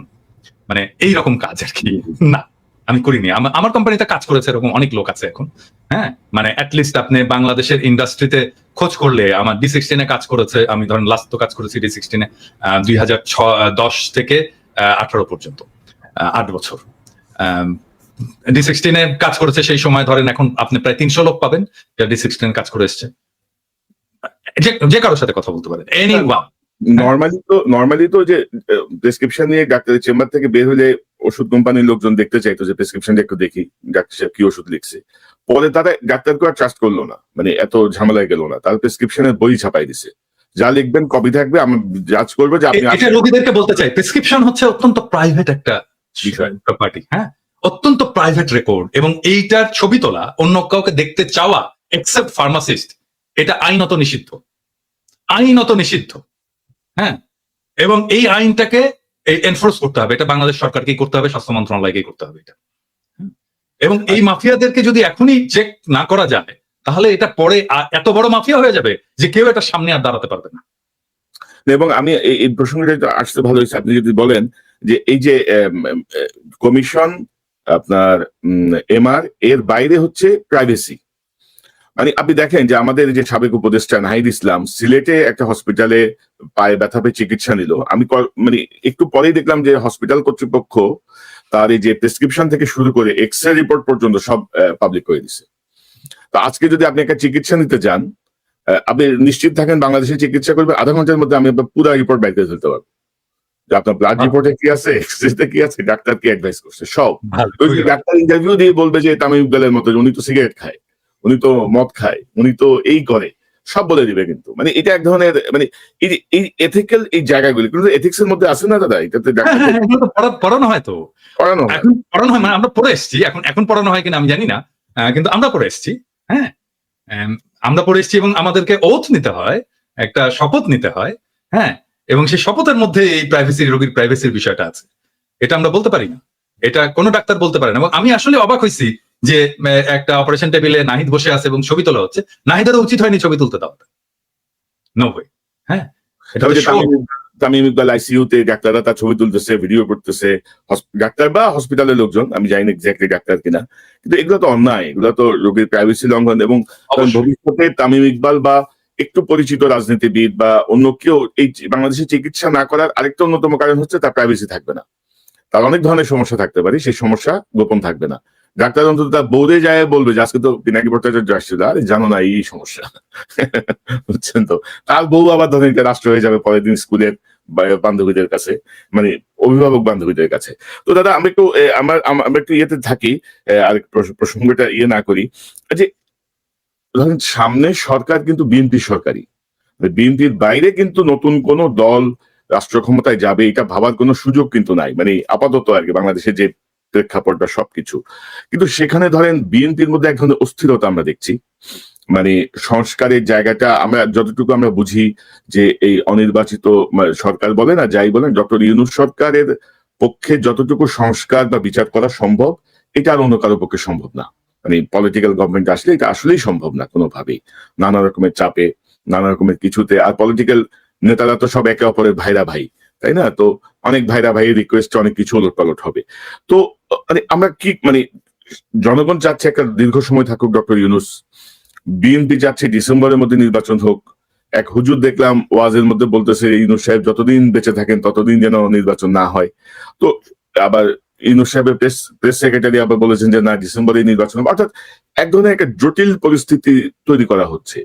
এবং এরকম একটা বিপ্লবের পরে আমরা যদি সিরিয়ার দিকে তাকাই বা অন্যান্য বিপ্লবোত্তর দেশগুলোর দিকে তাকাই, তার প্রেক্ষাপটে আমাদের প্রেক্ষাপট কিন্তু অনেক বেশি মানে কি বলবো, মানে মনে হচ্ছে যে বিপ্লবটা একটা পানি ভাত আর কি, এটা কিছুই না, এটা হইতেই পারে।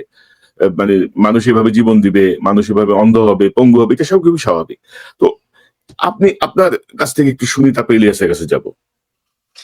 না, প্রথম বিষয়টা হচ্ছে যে ডেফিনেটলি আমাদের একটা পলিটিক্যাল গভর্নমেন্ট আসতে হবে, সেটা আসবে, এবং এটা আমাদের সবারই প্রত্যাশা। এবং এটা যেটা কোনো বললেন আপনি যে আগামী নির্বাচনে বিএনপি আসবে, আমরা তো মনে করি বিএনপি সর্ববৃহৎ দল, তারই আসা উচিত, সেটা উচিত, ঔচিত্যের ব্যাপার আর কি। আসবে কিনা সেটা ডিপেন্ড করছে অনেকগুলো ফ্যাক্টরের উপরে। হ্যাঁ, আমি সেই ফ্যাক্টর গুলো একে একে আলাপ করবো। অনেকে বলে যে আমি নাকি নির্বাচন চাই না, মোটেও না। বিষয়টা হচ্ছে কি যে শেখ হাসিনা তো সমস্ত সিস্টেমটাকে ডিস্ট্রয় করছে, হ্যাঁ, সমস্ত সিস্টেম, মানে ইলেকশন কমিশন থেকে শুরু করে জুডিশিয়ারি, প্রশাসন, পুলিশ, আর্মি, কোন ইনস্টিটিউশন, স্টেট ইনস্টিটিউশন বাকি নাই, সব ইনস্টিটিউশনকে ডিস্ট্রয় করেছে।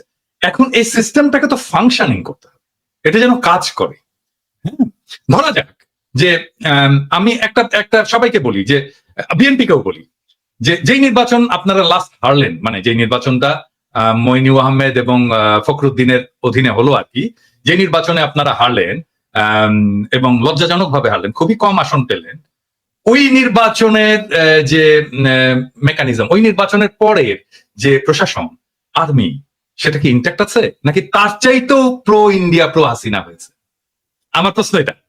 মানে যেই নির্বাচনে আপনারা হারলেন, যেখানে আপনারা শেখ হাসিনা ক্ষমতায় আসলো প্রথম 1/11 এর পরে, ওই নির্বাচনে যেই সেট আপ ছিল প্রশাসন এবং আর্মিতে, স্পেসিফিক্যালি আর্মিতে, সেই সেট আপটা কি আরো প্রো ইন্ডিয়া হয়েছে নাকি প্রো ন্যাশনালিস্ট হয়েছে?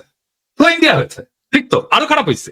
তাহলে আপনি ওই র্যাঙ্ক অ্যান্ড ফাইল এটাকে রেখে আপনাকে কিভাবে হারানো হয়েছে এটা আপনি বলেন। বিএনপি আপনাকে হারানো হয়েছে কিভাবে?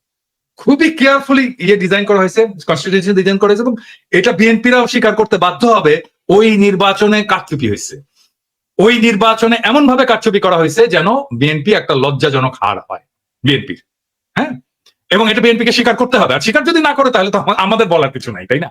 তো ওই সেট আপটা আরো খারাপ হয়েছে, এবং এটা তো আর্মি করছে, ওইটা তো আর্মি করছে। তখন তো একটা আর্মি গভর্নমেন্ট, তো মইনু এবং ফখরুদ্দিনের গভর্নমেন্ট তো আর্মি গভর্নমেন্ট। আর্মি এই ইঞ্জিনিয়ারিংটা করছে, ইলেকশন ইঞ্জিনিয়ারিংটা। ওই আর্মিটা আরো খারাপ হয়েছে, ওর ভেতর থেকে ন্যাশনালিস্ট এলিমেন্ট আরো বাইরে চলে গেছে। এখন তো এটা মোরাললেস প্রো কি বলবো ইন্ডিয়ান আর্মি। তো এই আর্মি একটা ফেয়ার ইলেকশন দেবে? হ্যাঁ, মানে করতে দেবে? এইটা বিশ্বাস করেন? সম্ভব না, করতে দেবে না।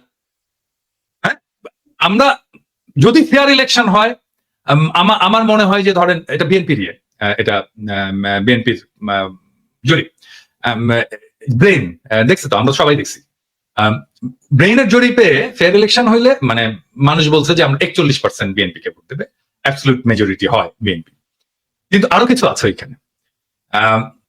আচ্ছা আমি বলি, আমি গতকালকে একটা পোস্ট দিছিলাম, গতকাল না পরশুদিন, যে জামাতে ইসলামের ভোট কত। জামাতে ইসলাম 300 আসনে ইলেকশন করছিল এরশাদ পড়ার পরে 91 সালে প্রথম। এখানে ভোট পেয়েছিল তারা 12.3% সম্ভবত। এবং ওই সময় যদি আমরা সমস্ত ইসলামপন্থী দলগুলোর ভোটগুলো দেখি, তাহলে আমরা দেখবো 14%-এর মতো তারা ওই ভোটটা, এবং ওই ভোটটা ভালো ভোট হয়েছিল। হ্যাঁ, এবং 14% কিন্তু একটা খুবই সিগনিফিকেন্ট নাম্বার। এখন অনেকে বলে 2%, 3% জামাতের ভোট, 4% ন। তারা সব আসনে নির্বাচন করেনি, তারা কিছু আসনে নির্বাচন করেছিল, ওইটাকে এক করে আমি ন্যাশনাল গড় করে বলি যে 3%। কিন্তু সবগুলো আসনে যখন করেছে তখন তার প্রায় 12.5%-এর মতো ভোট ছিল। বিএনপির যে জরিপ, এটাতে দেখা গেছে যে জামাতের ভোট আসবে 31%-এর মতো।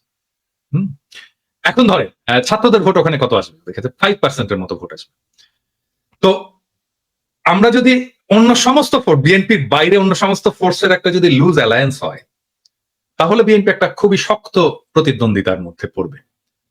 এখন বিএনপি যেটা করছে যে ধরেন এই যে বিএনপির যারা এই অনলাইন অ্যাক্টিভিস্ট আছে তারা, বা অনলাইনে ফেসবুকে যারা লেখালেখি করে তারা গালাগালি করতেছে আমাদেরকে, সেটা আমি গায়েব নেই না, কিন্তু তা তো না।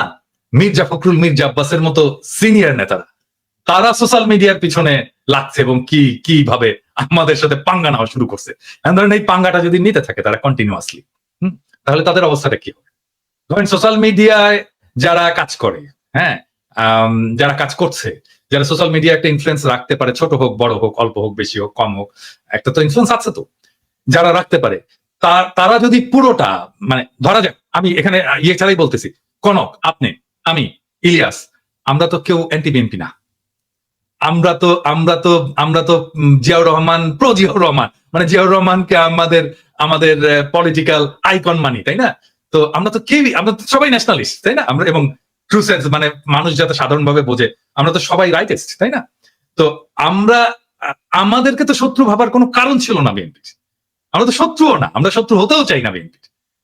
বিএনপি তো আসলে আমাদের পিছনে লাগছে, হ্যাঁ, আমাদেরকে শত্রু বলা শুরু করছে। এবং কিভাবে দেখেন, আওয়ামী লীগের কোন সিনিয়র নেতা কোনোদিন আমাদের নাম ধরে কোনোদিন কিছু করেনি। আমাদের নামে মামলা দিছে, আমাদেরকে দেশ ছাড়া করছে, কিন্তু নাম ধরে এরকম করে কিন্তু আক্রমণ করেনি। ওনারা নাম ধরে আক্রমণ করা শুরু করছেন আমাদের, হ্যাঁ। এবং এটা তো আমাদের পেছনে লেলায় দাও, আমরা তো পার্সন, ব্যক্তি। এবং ধরেন মির্জা ফখরুল যখন বলে কুতুব দাঁড়ায় গেছে সোশ্যাল মিডিয়ায় কিছু কুতুব, ওনারা কোথায় নিয়ে যেতে চান দেশকে আমরা জানি না। ওনারা জানবেন না কেন? উনি জানবেন না কেন? আমরা জানি না মানে আমরা কোথায় নিয়ে যেতে দেশকে? আমি বলছি সবসময় আমরা বাংলাদেশে ভারতীয় আধিপত্যবাদ চাই না, আমরা বাংলাদেশে আওয়ামী পুনর্বাসন চাই না, আমরা বাংলাদেশে একটা সাম্যের সমাজ চাই, একটা ইনসাফের রাষ্ট্র চাই। চারটা সিম্পল জিনিস মির্জা ফখরুল ভাই, আপনি জানেন না কেন? আপনারাই বাধা হয়ে দাঁড়ায় আছেন আমাদের সামনে, আমাদের স্বপ্নের সামনে, মানুষের স্বপ্নের সামনে। এবং আপনারা জানতে হবে আমরা এটা চাই, এবং আমরা আমাদের মনে করার কারণ আছে, আমাদের মনে করার ক্রেডিবল কারণ আছে যে আপনারা আওয়ামী লীগকে পুনর্বাসিত করতে চান। কেন চান সেই প্রসঙ্গে আসবো যদি আলোচনার সুযোগ থাকে। 2 নাম্বার, আপনারা ভারতের সাথে একটা নেগোসিয়েশন করেছেন, এটা আমাদের মনে করার ক্রেডিবল কারণ আছে। হ্যাঁ, এই জিনিসগুলোকে ক্লিয়ার করতে হবে আপনাদের কাছে। আপনারা যে আলাপ করেন, আপনারা সবার সাথে আলাপ করেন, অমুক রাজনৈতিক দলের সাথে আলাপ করেন, তমুক রাজনৈতিক দলের সাথে, সুশীল সমাজের সাথে আলাপ করেন, কেন আমাদের সাথে আলাপ করতে পারেন না? কেন পিনাকি ইলিয়াস কনক সারোয়ারের সাথে কথা বলতে পারেন না? আপনারা মিটিং করতে পারেন না? করার দরকার আছে না? মানে আমরা পিপলস ভয়েস রিপ্রেজেন্ট করি না? আমাদের সাথে কথা বলেন না কেন? মানে আপনারা 31 দফা দিলেন, ধরেন 31 দফা দিলেন, 31 দফা তো এটা আপনার দলের দফা। তো আমরা তো সেই সময় তো আপনাদের সাথে এলাই ছিলাম, আমরা তো একসাথে লড়াই করতেছি, আন্দোলন করতেছি, আমাদেরকে দেখাইছেন। আমি তো ডাক্তার, আমাকে তো দেখাইতে পারতেন যে ভাই 31 দফায় যে চিকিৎসা সংক্রান্ত যে জিনিসটা আছে, দাদা একটু দেখেন তো এটা ঠিক আছে কিনা। হ্যাঁ, দেখাইতে পারতেন তো, তাইলে তো আমাদের পার্টিসিপেশন থাকতো, আমরা ওন করতাম আপনার 31 দফাকে। কনক স্যার আপনি ওন করতেন, ইলিয়াস তুমি ওন করতা, তো আমাদেরকে ওন করার সুযোগ দিলেন না তো। আমি একই জিনিস বলবো, আমি একই জিনিস বলবো জামাতকেও। মানে তারা ইন্ডিভিজুয়ালি ফোন করে। এখন আমি শিওর যে জামাতের আমি তো খুবই মাইডিয়াল লোক, সবাইকে ফোন টোন করে, আমাকে ফোন করে, কিন্তু এটা তো ফোন করে উনি বলেন কি আপনার শরীর কেমন আছে দাদা, বাদশা সবাই ভালো আছে। আমি তো শফিক ভাইয়ের কাছ থেকে এগুলো শুনতে চাই না, আমি শুনতে চাই পলিটিক্স, রিয়েল পলিটিক্স শুনতে চাই। হ্যাঁ, ব্যক্তিগত সম্পর্ক আপনার সাথে থাকবে, মানে আমরা যখন রাজনীতি থেকে বিদায় নেবো, অ্যাক্টিভিজম থেকে বিদায় নেবো, তখনও থাকবে আপনাদের সাথে, সেটা অসুবিধা নেই। আমি শুনতে চাই পলিটিক্স, আপনার প্রোগ্রাম, আপনি নির্বাচনে কি মেসেজ নিয়ে যাবেন, আগামীতে আপনি ভারতের সাথে কিরকম সম্পর্ক রাখবেন, হ্যাঁ আপনি আমেরিকার সাথে কিরকম সম্পর্ক রাখবেন, চীনের সাথে কিরকম সম্পর্ক রাখবেন, রাষ্ট্রটাকে কিভাবে গড়বেন, সংবিধানে কি কি পরিবর্তন আনবেন, মানুষের জীবনে কিভাবে এই বাংলাদেশে যেভাবে হাসিনা যেভাবে ইসলামোফোবিয়ার চাষ করছে এটাকে কিভাবে ফাইট করবেন, আন্তর্জাতিক ক্ষেত্রে আপনি ফিলিস্তিনের প্রশ্নে কি স্ট্যান্ড দেবেন, আমি তো জানতে চাই। হ্যাঁ, এই জিনিসগুলো তো জানতে চাই, এই জিনিসগুলো আমাদের সাথে কথা বলার কথা। আমার তো ভাই বাংলাদেশে আমার তো কোনো ফাইন্যান্সিয়াল ইন্টারেস্ট নাই, আমার কোনো ব্যবসাপাতি নাই, আমার চাকরি বাকরি নাই, তাই না? ওইখানে তো আমাদের সকলের তাই না? আমাদের চাওয়া তো একটাই, বাংলাদেশের মানুষ ভালো থাকুক, দেশটা ভালো থাকুক, দেশটা প্রোটেক্টেড থাকুক, দেশের স্বাধীনতা সার্বভৌমত্ব প্রোটেক্টেড থাকুক, এটা আমরা চাই। এইটার জন্য আমাদের সাথে কথা বলতে অসুবিধা কোথায় আপনাদের? হ্যাঁ, তবে দাদা ধরেন আমি যেটা দেখছি আর কি, ওনারা এখনো সেই 2001-এর যে রাজনীতি, সেই রাজনীতি ওনাদের মাথায় আছে। মাঝখানে যে 24 বছর পার হয়ে গেছে এটা অনেকেরই খেয়াল নাই। এবং ধরেন যে ওনারা যে কথায় কথায় ধরেন আওয়ামী লীগের স্টাইলে আর কি, যে আমার পক্ষে না, আমার পক্ষে বলতেছে না, বা আমার যে দাবি সেটা সমর্থন করতেছে না, তার মানে এ হচ্ছে আমার বিপক্ষে, এ আমার বিপক্ষে দল, এ আমার ক্ষতি চায়, এরা এই করতে চায়, ওই করতে চায়। এবং আপনি দেখবেন যে একটা সময় আওয়ামী লীগ যে ভূমিকা ছিল, ক্রমশ বিএনপি সংঘবদ্ধভাবে সেই ভূমিকা অবতীর্ণ হচ্ছে। আর কিছু কিছু নেতাও যে হাসিনার স্টাইলে বলার চেষ্টা করছেন, বা কেউ কেউ বলছেন যে ইউটিউব নাকি আমরা করতেছি, টাকা কামাচ্ছি। আরে বেটা, তুই একটা কমিটি বাণিজ্য করে যে টাকা কামাস, আমরা 1 মাসে ইউটিউব করে তার 10 ভাগের 1 ভাগ আমাদের এই ফান্ডে ঢুকে না, আমরা পাই না। বা আমাদের আমি ইলিয়াস আমাকে ওর দুঃখের কথা বলতেছিল যে ওর কত কত কত টাকা ওর ধার, এবং ওর পিছনে কিভাবে ইয়ে গুলো, মানে কনক আমি তো এখানে রিফিউজি হয়ে ঢুকছি।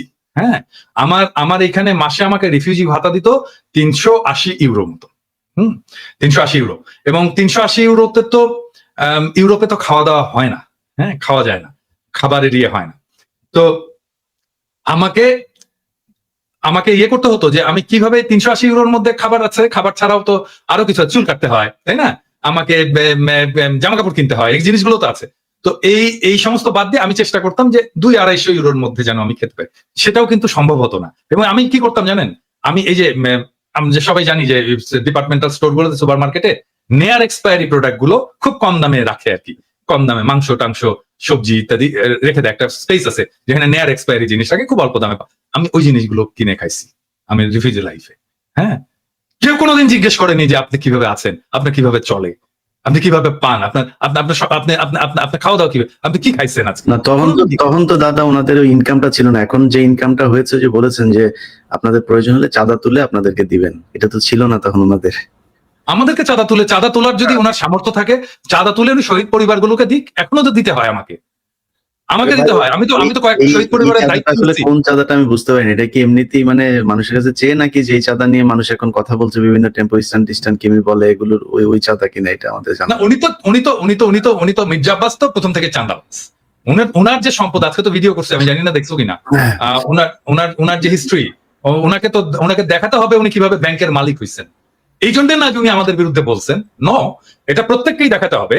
মানে নির্বাচন আসুক, প্রত্যেকে নির্বাচনের যারা prominent candidate, respective of Jamaat, BNP, যে দলই হোক না কেন, সেই দলের, এমনকি এনসিপি, ছাত্রদের দল, প্রত্যেককে দেখাতে হবে যে তুমি যে নির্বাচনের খরচটা করছো, তোমার যে সম্পদ, এই সম্পদের উৎসটা কোথায়, এটা দেখাতে হবে।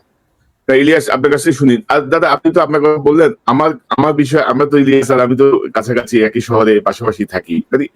স্ট্রাগলটা কিভাবে হয়েছে, কাউকে কখনো কি পাশে পাইছি আমরা? এখন যত বড় বড় মসমস কথা Okay. বলতেছি, নো ওয়ান, কিভাবে নো আমরা ওয়ান। survive করছি, কিভাবে আমরা এত কিছুর পদতে কাজ করে যাচ্ছি, সেই জায়গাটায় ধন্যবাদ না মুখে মুখে বলছে, আহা উহু বলছে, কিন্তু এই যে, হ্যাঁ, practical কোনো সাপোর্ট তো নাই। তখন- তো এখন তো তারা মোটামুটি হুমকির মধ্যে রাখছে আর কি, মানে তারা আমাদেরকে খায় ফেলাবে। তোরা খায় ফেলাবে। এবং সেই সময় বুঝছেন, মানে সেই সময় যদি কেউ দাওয়াত টাওয়াত দিত না, আমি কিন্তু হ্যাংলার মতো খাইতে যেতাম, কারণ ওই যে একবেলা খাবারের খরচ আমার কমবে। হ্যাঁ, অনেকের ইয়েতে যেতাম, যে যেই খাবারের দাওয়াত দিত আমি যেতাম, যে খাইতাম। আর দাদা, আমি তো ইলিয়াস যে খুব ভালোভাবে জানে, আমি তো আমেরিকা যে আসতেছি, আমি এসে ইলিয়াসের এখানে উঠছি। ইলিয়াস আমার 3 মাস আগে মাত্র আসছে। মাত্র $1000 পকেটে নিয়ে আমি এই বিদেশে চলে আসছি, কারণ আমার যা জমাজাতি যা ছিল সব তো আমার মামলা মোকদ্দমা সবকিছু পিছনে গেছে। এবং আমার এই 9 বছরের আমেরিকার লাইফে আমার এখন পর্যন্ত যে লোন, এগুলো কিভাবে শোধ করবো, এগুলো মাঝে মাঝে যখন চিন্তা করি আমি খুব অস্থির হয়ে উঠি। আচ্ছা, যাই হোক, এগুলা ব্যক্তিগত বিষয়, এগুলো না বলি। ইলিয়াস, আপনি কিভাবে দেখছেন এই যে ধরেন, আমি যেটা বলছিলাম যে রাজনীতিবিদ যে এখনো মনে করছে 2001 সালের তারা আছে, নতুন যে 7 কোটি ভোটার, এই বিষয়টা তাদের মাথায় আদৌ কাজ করছে কিনা, এইরকম একটা বিপ্লব তারা বুঝতে পারছে কিনা যে নতুন প্রজন্ম আসলে কি চায়, সেই জায়গাটায় ধরেন আমরা ডক্টর ইউনূসকে সমর্থন করছি, কারণ তিনি যেন একটু সংস্কারটা করে দিয়ে যান, হাসিনার বিচারটা করে দিয়ে যান। সেই জায়গাটায় আপনার পর্যবেক্ষণটা, আপনার বক্তব্যটা একটু শুনি আমরা। ইলিয়াস, আনমিউট করেন।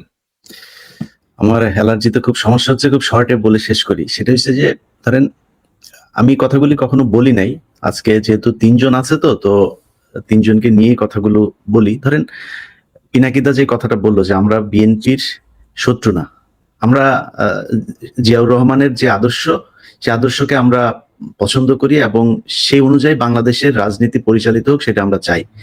খালেদা জিয়া দেশ চালিয়ে, তারেক রহমান তো দেশ চালান নাই কোনোদিন, যেহেতু খালেদা জিয়ার দেশ চালানো আমরা দেখেছি। খালেদা জিয়ার যেই পদ্ধতি, খালেদা জিয়া এই দেশকে নিয়ে ভারতের ব্যাপারে তার যে চিন্তা চেতনা পলিসি ছিল, সেটাকে আমরা একদম 100% আমরা সাপোর্ট করি। তো বিএনপির সাথে এখন আমাদের হঠাৎ করে সমস্যাটা হয়ে গেল কেন? ধরেন আমার কথা যদি আমি বলি, আমি এই 5 তারিখের পর থেকে আজ পর্যন্ত আমার কাছে মানে কনক ভাইও জানেন এই বিষয়গুলো, ওনার কাছেও আসে, আপনার কাছে তো, আপনি তো পিনাকিদা তো অলরেডি মানে বলেই যাচ্ছেন, বিভিন্ন জায়গা থেকে অভিযোগ একটাই, যারা আওয়ামী লীগের লোকজনের সাথে মিলেমিশে থাকতো তারা এখন উপরে, তারাই এখন ওই চাঁদাবাজি গুলো করছে, তারাই সবকিছু দখল নিয়ে তাদের মতো করে চালাচ্ছে। সব জায়গায় একই অবস্থা।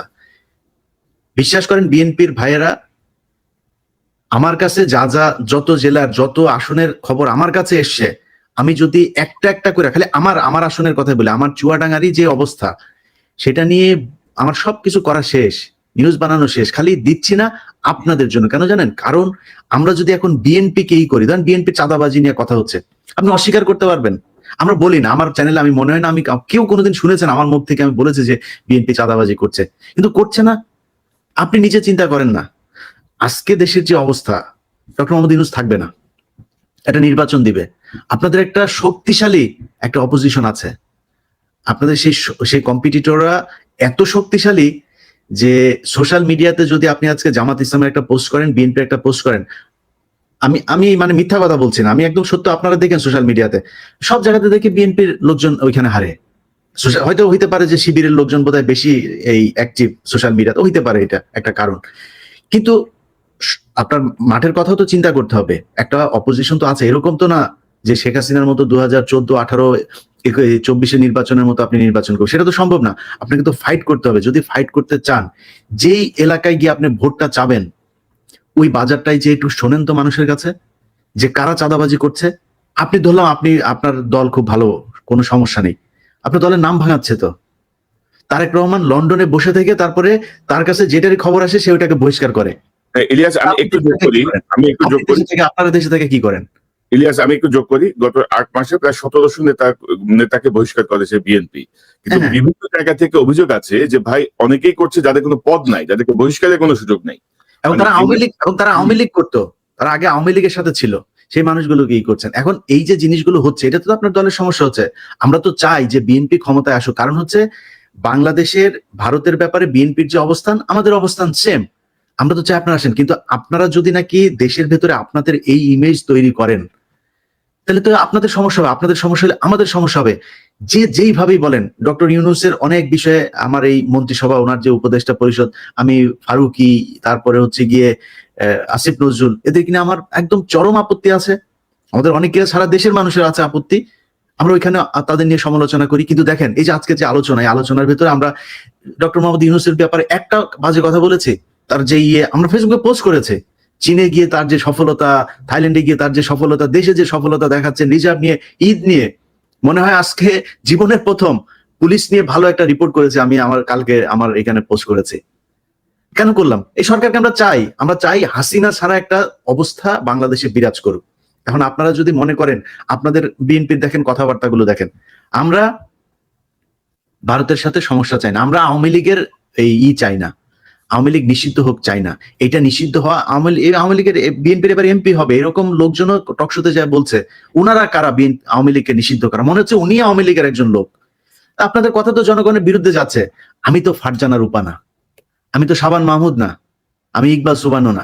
সো আপনি মনে করেন না আপনার কথাবার্তা জনগণের বিরুদ্ধে যাবে, আর আমার যে সম্মানটুকু আমি অর্জন করেছি সেটা আপনার কারণে ন্যাংটা হয়ে তারপরে আপনার দলের পক্ষে কথা বলতে হবে, এটা আমি বলবো না, কখনোই বলবো না। আপনার বিরুদ্ধে বলছি না একটা কারণে, সেটা হচ্ছে যে আমরা চাই যে বিএনপি চুরি বাটপারি যাই করুক, ভারতের ব্যাপারে তাদের একটা অবস্থা, এবং তারেক রহমান যদি দেশে ফিরে যায় এই চিত্রটা পরিবর্তন হবে। ওই কারণে বলছি না, অন্য কোনো কারণ না। আপনাদের এই কেন্দ্রীয় নেতাদের অনেক ন্যাংটা করে দিতে পারি, খালি করি না ওই কারণে। তো আমাদের বিষয়টা বুঝতে হবে। আর পিনাকিদা আজকে একটা পোস্ট করেছে, সেই পোস্টের কথা বলি। ভারতের এইবার যেই 100টা এই যে ইন্ডিয়া অ্যালায়েন্স যেটা ছিল, এই কি বলে কংগ্রেসের নেতৃত্বে যেটা ছিল, তাদের এই আমি মনে করি আসনের 50টা এনে দিয়েছে, ধ্রুব রাঠে এনে দিয়েছে। তো সোশ্যাল মিডিয়া কিন্তু ওয়ার্ক করে এখন, ইট ম্যাটার্স। অতএব আপনাকে মাথায় রাখতে হবে যে মানুষকে এত অবজ্ঞা করে কথাবার্তা বলা ঠিক না। মানুষ এখন ভোট চাইতে ঘরে ঘরে যাবে না, মানুষ সোশ্যাল মিডিয়াতে, ফেসবুক, ইউটিউবে মানুষ ভোট দেওয়ার সিদ্ধান্ত নেবে, তার মাথায় ঢুকবে কি হচ্ছে সব দেখে তো মানুষ। সো সমস্যাটা আপনাদের সমাধান করতে হবে। নতুন করে যাদেরকে বিএনপি মনে করে, বিএনপির বিশাল ধ্বজভঙ্গ বাহিনী একটা তৈরি করেছেন সোশ্যাল মিডিয়াতে, নিজেরা এসে তারপরে বলছে, তাদের অনেকেই কান ধরে তারপরে উঠবোস করে এই আওয়ামী লীগের পক্ষে যোগ দিয়েছিল। আজকে যে মনির হায়দারের কথা বলেন, সেই মনির হায়দার 2 দিন আগে এখানে আওয়ামী লীগের লোকজনের সাথে বৈঠক করেছে, কার কার হত্যা মামলা থেকে করা যাবে তাদের তালিকা নিয়েছে, সেগুলো তিনি আশ্বাস দিয়েছেন বিবেচনা করা হবে তার প্রধান উপদেষ্টার সাথে কথা বলে। ছবি আছে, কালকে নিউজ দিব আমার। এটা কাদের সাথে? যুক্তরাষ্ট্র ছাত্রলীগের প্রেসিডেন্টের সাথে তার পাশে বৈঠক করেছে তিনি, সেইখানকার ছবি আছে, কালকে যাবে আমার এখানে সেই নিউজ। এটা করছেন আপনি। শাহেদ আলম, সেই শাহেদ আলমকে কার লোক আমরা চিনি না, তারা এখন আপনাদের লোক, তারা এখন নাকি তারা বিএনপির পক্ষ নিয়ে কথা বলে। অথচ তারেক এই শাহেদ আলম কয়েকদিন আগে বলেছে তারেক রহমানকে সে চিনে না। কি যেন এই মনির হায়দার শাহেদ আলম দুইজন পাশাপাশি চেয়ারে বসে টকশো করেছে, যে কি যেন লন্ডনে কে যেন একজন আছেন, কে যেন একজন আছে সাধারণ সম্পাদক, তারা আজকে বিএনপির লোক ভাই, আর আমরা হচ্ছে বিএনপি বিরোধী লোক। আরে ভাই আপনি আমাদের ধাক্কাইলে তো মির্জা ফখরুল তো বিএনপি না, মির্জা ফখরুল নিজে আওয়ামী লীগের। সো মির্জা ফখরুল আমার ধাক্কাইলে কি আমি জিয়াউর রহমানকে অবজ্ঞা করে কথা বলবো? আমি খালেদা জিয়াকে অবজ্ঞা করে, তারেক রহমানকে অবজ্ঞা করে কথা বলবো? আপনি এত বলদ পেয়েছেন, কথা বলবো না, সমস্যা নাই, কিন্তু ধাক্কায় একদিকে পাঠান কেন রে ভাই? আমি জীবনে কোনদিন আওয়ামী লীগ করবো নাকি? আপনি যত কিছুই করেন, আনলেস আপনি ইন্ডিয়ার পক্ষে কোনো অবস্থান নিচ্ছেন, আপনার বিরুদ্ধে আমি কখনোই যাব না। চুরি আমি 5 বছর আগেও বলেছি, আজকেও বলছি, 5 বছর পরেও বলবো। চুরি বিএনপির আজকে অনেক জায়গায়, ধরেন কিছু প্র্যাকটিক্যাল কথাবার্তা বলি, ধরেন একটা হাটের ইজারা আওয়ামী লীগের নেতাদের হাতে ছিল, আওয়ামী লীগ পলাতক, এখন এই হাটটা তো চলতে হবে, হাট তো আর ডক্টর ইউনূস যা চালাবে না, স্বরাষ্ট্রমন্ত্রী চালায় না, বাণিজ্য মন্ত্রী চালায় না, তো হাটটা চালাবে কারা? এখন ইজারা যে নিয়েছিল সে পলাতক, বিএনপির লোকজন যা ওইখানে ওইটা দখলে নিয়েছে, তারা গিয়ে এখন ওইটার করে। এখন আপনার এগুলিরও চাঁদাবাজি হিসাবে মিডিয়াতে প্রচার করা হচ্ছে। এখন কেন প্রচার করা হচ্ছে? এর কারণ হচ্ছে, কনক ভাই শুরুতে একটা কথা বলেছেন যে মিডিয়া সেইভাবে প্রচার করছে না। আপনি তো মিডিয়ায় সব জায়গায় তার লোক বসায় রেখেছেন, সে করবে কেন? সে তো বলে না, তার কাজ ছিল হাসিনা যখন কিনা বাথরুমের চিপায় বসে ওই যে সুনাকের সাথে ইয়ের মধ্যে সোফার চিপার মধ্যে বসে একটা ছবি দিল, সারা দেশের আরে বাবা বিরাট আকার, বাইডেন একটা সেলফি তুললো, সেটা নিয়ে কি মার্কেটিং করলেন, এখন করেন না কেন? ওরে নিয়ে ইউনূসে নিয়ে মানে চীন যে মানে সম্মান দিয়েছে, এটা যদি হাসিনারে দিত আর কি করতেন আপনারা? তো সেটা করে না কেন? করে না কারণ কি? কারণ কি ওই জায়গাগুলোতে এখনো তাদের লোক বসানো। ভাই ওইটা ঠিক করেন, ওগুলি যদি ঠিক করেন, পিনাকি, ইলিয়াস, কনক সারোয়ার এদের কাছে আসতে হবে না মানুষরে। আপনি যখন দেখবেন যে সোশ্যাল মিডিয়ার আমাদের 5 মিলিয়ন সাবস্ক্রাইবার কেন, কিসের জন্য? মানুষ দেখছে কেন আমাদের ভিডিও? কিছু আছে নিশ্চয়ই। আপনি মানুষের যদি গলা টিপে, অনেক মানুষ আছে, আমি নাম আর আজকে ধরলাম না, এই যে মির্জা ফখরুলের ঘর জামাই ফাহাম আব্দুল সালাম থেকে শুরু করে বহুত আছে। আমারটা আমি বলছি, আমার বক্তব্য পিনাকিদা বা কনক সারোয়ারের না, আমারটা আমি বলছি যে এই অনেক গজানো লোকজন আছে, তাদেরকে এখন সম্মান করে চলতে হবে। কেন মানুষ আমার কথা শুনে, কেন কনক সারোয়ারের কথা শুনে, কেন পিনাকি ভট্টাচার্যের কথা শুনে, এইটা তাদের সমস্যা। আর ভাই কেন আপনারটা শুনেন না, সেটা আপনার সমস্যা। আপনি চিন্তা করেন আপনি কি বলবেন, কি বলা উচিত, কেমনে চলা উচিত। শোনে না কেন, আমারটা শুনে কেন, সেইটাও বাংলাদেশের মানুষ হলো গন্ড মূর্খ, বুঝে না। পিনাকি, ইলিয়াস, কনক সারোয়ার এরা হচ্ছে পীর সাহেব, তা এখন এদেরকে আপনি বুঝাবেন কেমনে? এটা নিয়েও শত্রু। সকালবেলা ঘুম থেকে ওইটা দেখি, ওই লন্ডনের একজন পোস্ট করে বসে আছে যে আমারে নিয়ে, আমি আপনার কনক ভাইয়ের নাম নাই, আমার আপনার নাম আছে, আমরা হইলাম গিয়া নাকি কি করছি। কয়েকদিন আগেও সে ফোন করলো, কি সুন্দর মিষ্টি মিষ্টি কথা। এখন ফোন করে, ধরেন 2বার ফোন করে, 3বার ফোন করার পরে হয়তো ধরতে পারি না, একবার ফোন করে, ভাই ফোন ধরবো কয়টা, সময় পাই না তো। এটা আপনারা বুঝেন যে আপনাদের কাছে কি পরিমাণে ফোন আসে। এখন আমার কাছে ধরেন একজন উপদেষ্টা আমার সাথে কথা বলছে, এখন একজন পুলিশের একজন ডিসি আমাকে ফোন করলেন, আমি কাটটা কেটে কাটটা দুইজনই তো গুরুত্বপূর্ণ। আমাদের তো গুরুত্বপূর্ণ অনেক মানুষের সাথে কথা বলা লাগে, কথা বলি, এর মধ্যে একটা ফোন মিস হয়েছে, ফোন দিতে পারি না, নিজের ব্যক্তিগত কাজ আছে। এখনো তো ভাই গাড়ি চালাই, অত ধান্দাবাজি করে তো খাই না, এখনো সপ্তাহে একদিন গাড়ি চালানো লাগে। তা আপনি কি মনে করেন যে আপনার মানে এই করবেন, যা মনে চায় তাই বলবেন, আপনাদের মতো করে চলতে হবে, না চললে আবার বিরুদ্ধে কথা বলবেন? আমরা শেখ হাসিনার চোখ রাঙানিতে পাত্তা দিই নাই, 2 পয়সা তোয়াক্কাও করি নাই। শেখ হাসিনার মতো একটা ফ্যাসিস্ট বর্বর শাসক, শেখ হাসিনা না, শেখ হাসিনা এবং মোদির উভয়ের চোখ রাঙায় নাকি যে চক্র, পাত্তা দিই নাই। তো এখন এই নতুন নতুন নব্য বিএনপির নেতারা যারা ক্ষমতা যাওয়ার স্বপ্ন দেখছে, তাদের চোখ রাঙানি আমরা তোয়াক্কা করবো, এটা ভাবে কি করে, এটাই তো বুঝি না। তো আমরা অনুষ্ঠানের শেষ দিকে আমরা একটা প্রসঙ্গ নিয়ে কথা বলতে চাই দাদা। ডক্টর ইউনূসের যে ক্যারিসম্যাটিক নেতৃত্ব, সেটা কিন্তু পরবর্তী যে রাজনৈতিক নেতৃত্ব বাংলাদেশের রাষ্ট্র ক্ষমতায় আসবে, তাদের কাজকে ক্রমশ কঠিন করে দিচ্ছে। মানে গুড গভর্নেন্স বলতে যা বোঝায়, একজন শাসকের যা করা উচিত, সেই জায়গাটায় আমার মনে হয় যেন সবাই শঙ্কিত। এবং আমি একবার বলছিলাম, বুকে পাথর চাপা দিয়ে অনেকের বুকের সে পাথর এখন পাথর, এবার পাহাড় হয়ে গেছে, পাহাড়ের পাথর। তো এগুলো কিন্তু কঠিন করে দিচ্ছেন, কিন্তু উনি কিন্তু সবকিছু কঠিন করে দিচ্ছেন। আপনি দেখেন একটা পাজামা পাঞ্জাবি, একটা স্নেকার্স আর একটা কঠি লাগাই উনি পুরো দুনিয়া মাথায় বাড়াচ্ছেন, এবং কোনো কিছুই নাই, দেখেন তার মধ্যে কিন্তু ওইরকম কোনো এক্সপোজারও নাই। তো এই বিষয়গুলো কিন্তু মানুষকে খুব কাজ করছে এবং ক্রমশ কঠিন করে তুলছে পরবর্তী রাজনীতিবিদদের। তো আমরা এদের জন্য আপনার কোনো বক্তব্য আছে কিনা? পাশাপাশি ডক্টর ইউনূস কিন্তু তার এই কৃতিত্বের একটা জায়গায় কিন্তু ক্ষতিগ্রস্ত করছেন তার এই উপদেষ্টা পরিষদ দিয়ে। মানে কমপক্ষে 15 জনকে তার আরো 6 মাস আগে ঘাট ধরে বের করে দেওয়া উচিত ছিল, মানে ফর ইনক্যাপাবিলিটি অর ইনএফিসিয়েন্সি অর সবকিছু মিলায়। তো এই জায়গাটা ডক্টর ইউনূস সাহেব কেন দেখছেন না, বা দেখেও তিনি কেন মেনে নিচ্ছেন? খুব সংক্ষেপে আপনার কাছ থেকে শুনে তারপর ইলিয়াসের বক্তব্য শুনবো। মানে আমি যেহেতু প্রফেসর ইউনূসের সাথে কাজ করছি, সেই জন্য আমি জানি উনার ম্যানেজমেন্ট স্টাইলটা, এটা উনি এটা করবেন না। হ্যাঁ, উনি ওনার টিমকে এভাবেই ডিল করেন আর কি। আমি কিন্তু খুবই ঘনিষ্ঠভাবে কাজ করছি অল্প সময়, কিন্তু আমার আর্লি ক্যারিয়ারে খুবই ঘনিষ্ঠভাবে কাজ করছি। আমি ওনার পাশের রুমেই বসতাম আর কি, এবং গ্রামীণ ব্যাংকের যে হেলথ স্বাস্থ্য কর্মসূচি, সেটার আমি কোঅর্ডিনেটর ছিলাম ঢাকায়। তো আমি ওনার ম্যানেজমেন্ট স্টাইল জানি আর কি, উনি কিভাবে কাজ করেন। তো সেই জন্য এটা উনি করবেন না। কিন্তু এই এই এই যতগুলো জিনিস কনক আপনি বললেন যে উনি যে হাই স্ট্যান্ডার্ড সেট করে যাচ্ছেন, এটা পলিটিক্যাল লিডারশিপ এটাকে ফলো করতে পারবে কিনা। নাম্বার 2 হচ্ছে যে উপদেষ্টা মন্ডলীর কিছু উপদেষ্টার অপদার্থতা, এটাকে উনি কিভাবে ম্যানেজ করবেন, এর সবকিছুর একটা সলিউশন আমি কিন্তু দিয়েছিলাম। আমি জানি না এটা বেশি আমি দিয়েছিলাম জন্যই বোধহয় বেশি মানুষ এটা নিয়ে আলোচনা করেনি। সেটা হচ্ছে ট্রানজিশনাল গভর্নমেন্ট।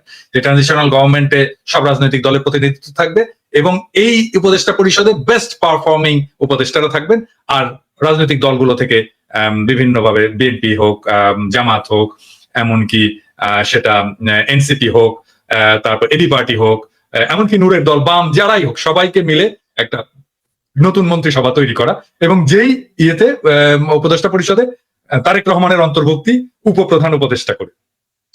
এই ট্রানজিশনাল গভর্নমেন্টের ফর্মুলাটা যদি সবাই গ্রহণ করতো তাহলে আমাদের কিন্তু অনেক সমস্যার সমাধান হয়ে যেত। মানে ধরেন তখন তারেক রহমান প্রস্তুত হয়ে যেত, তার যে সিলসিলা, প্রফেসর ইউনূসের যে সিলসিলা, সেইটার সিলসিলাটা তারেক রহমান পরে বহন করতে পারতেন।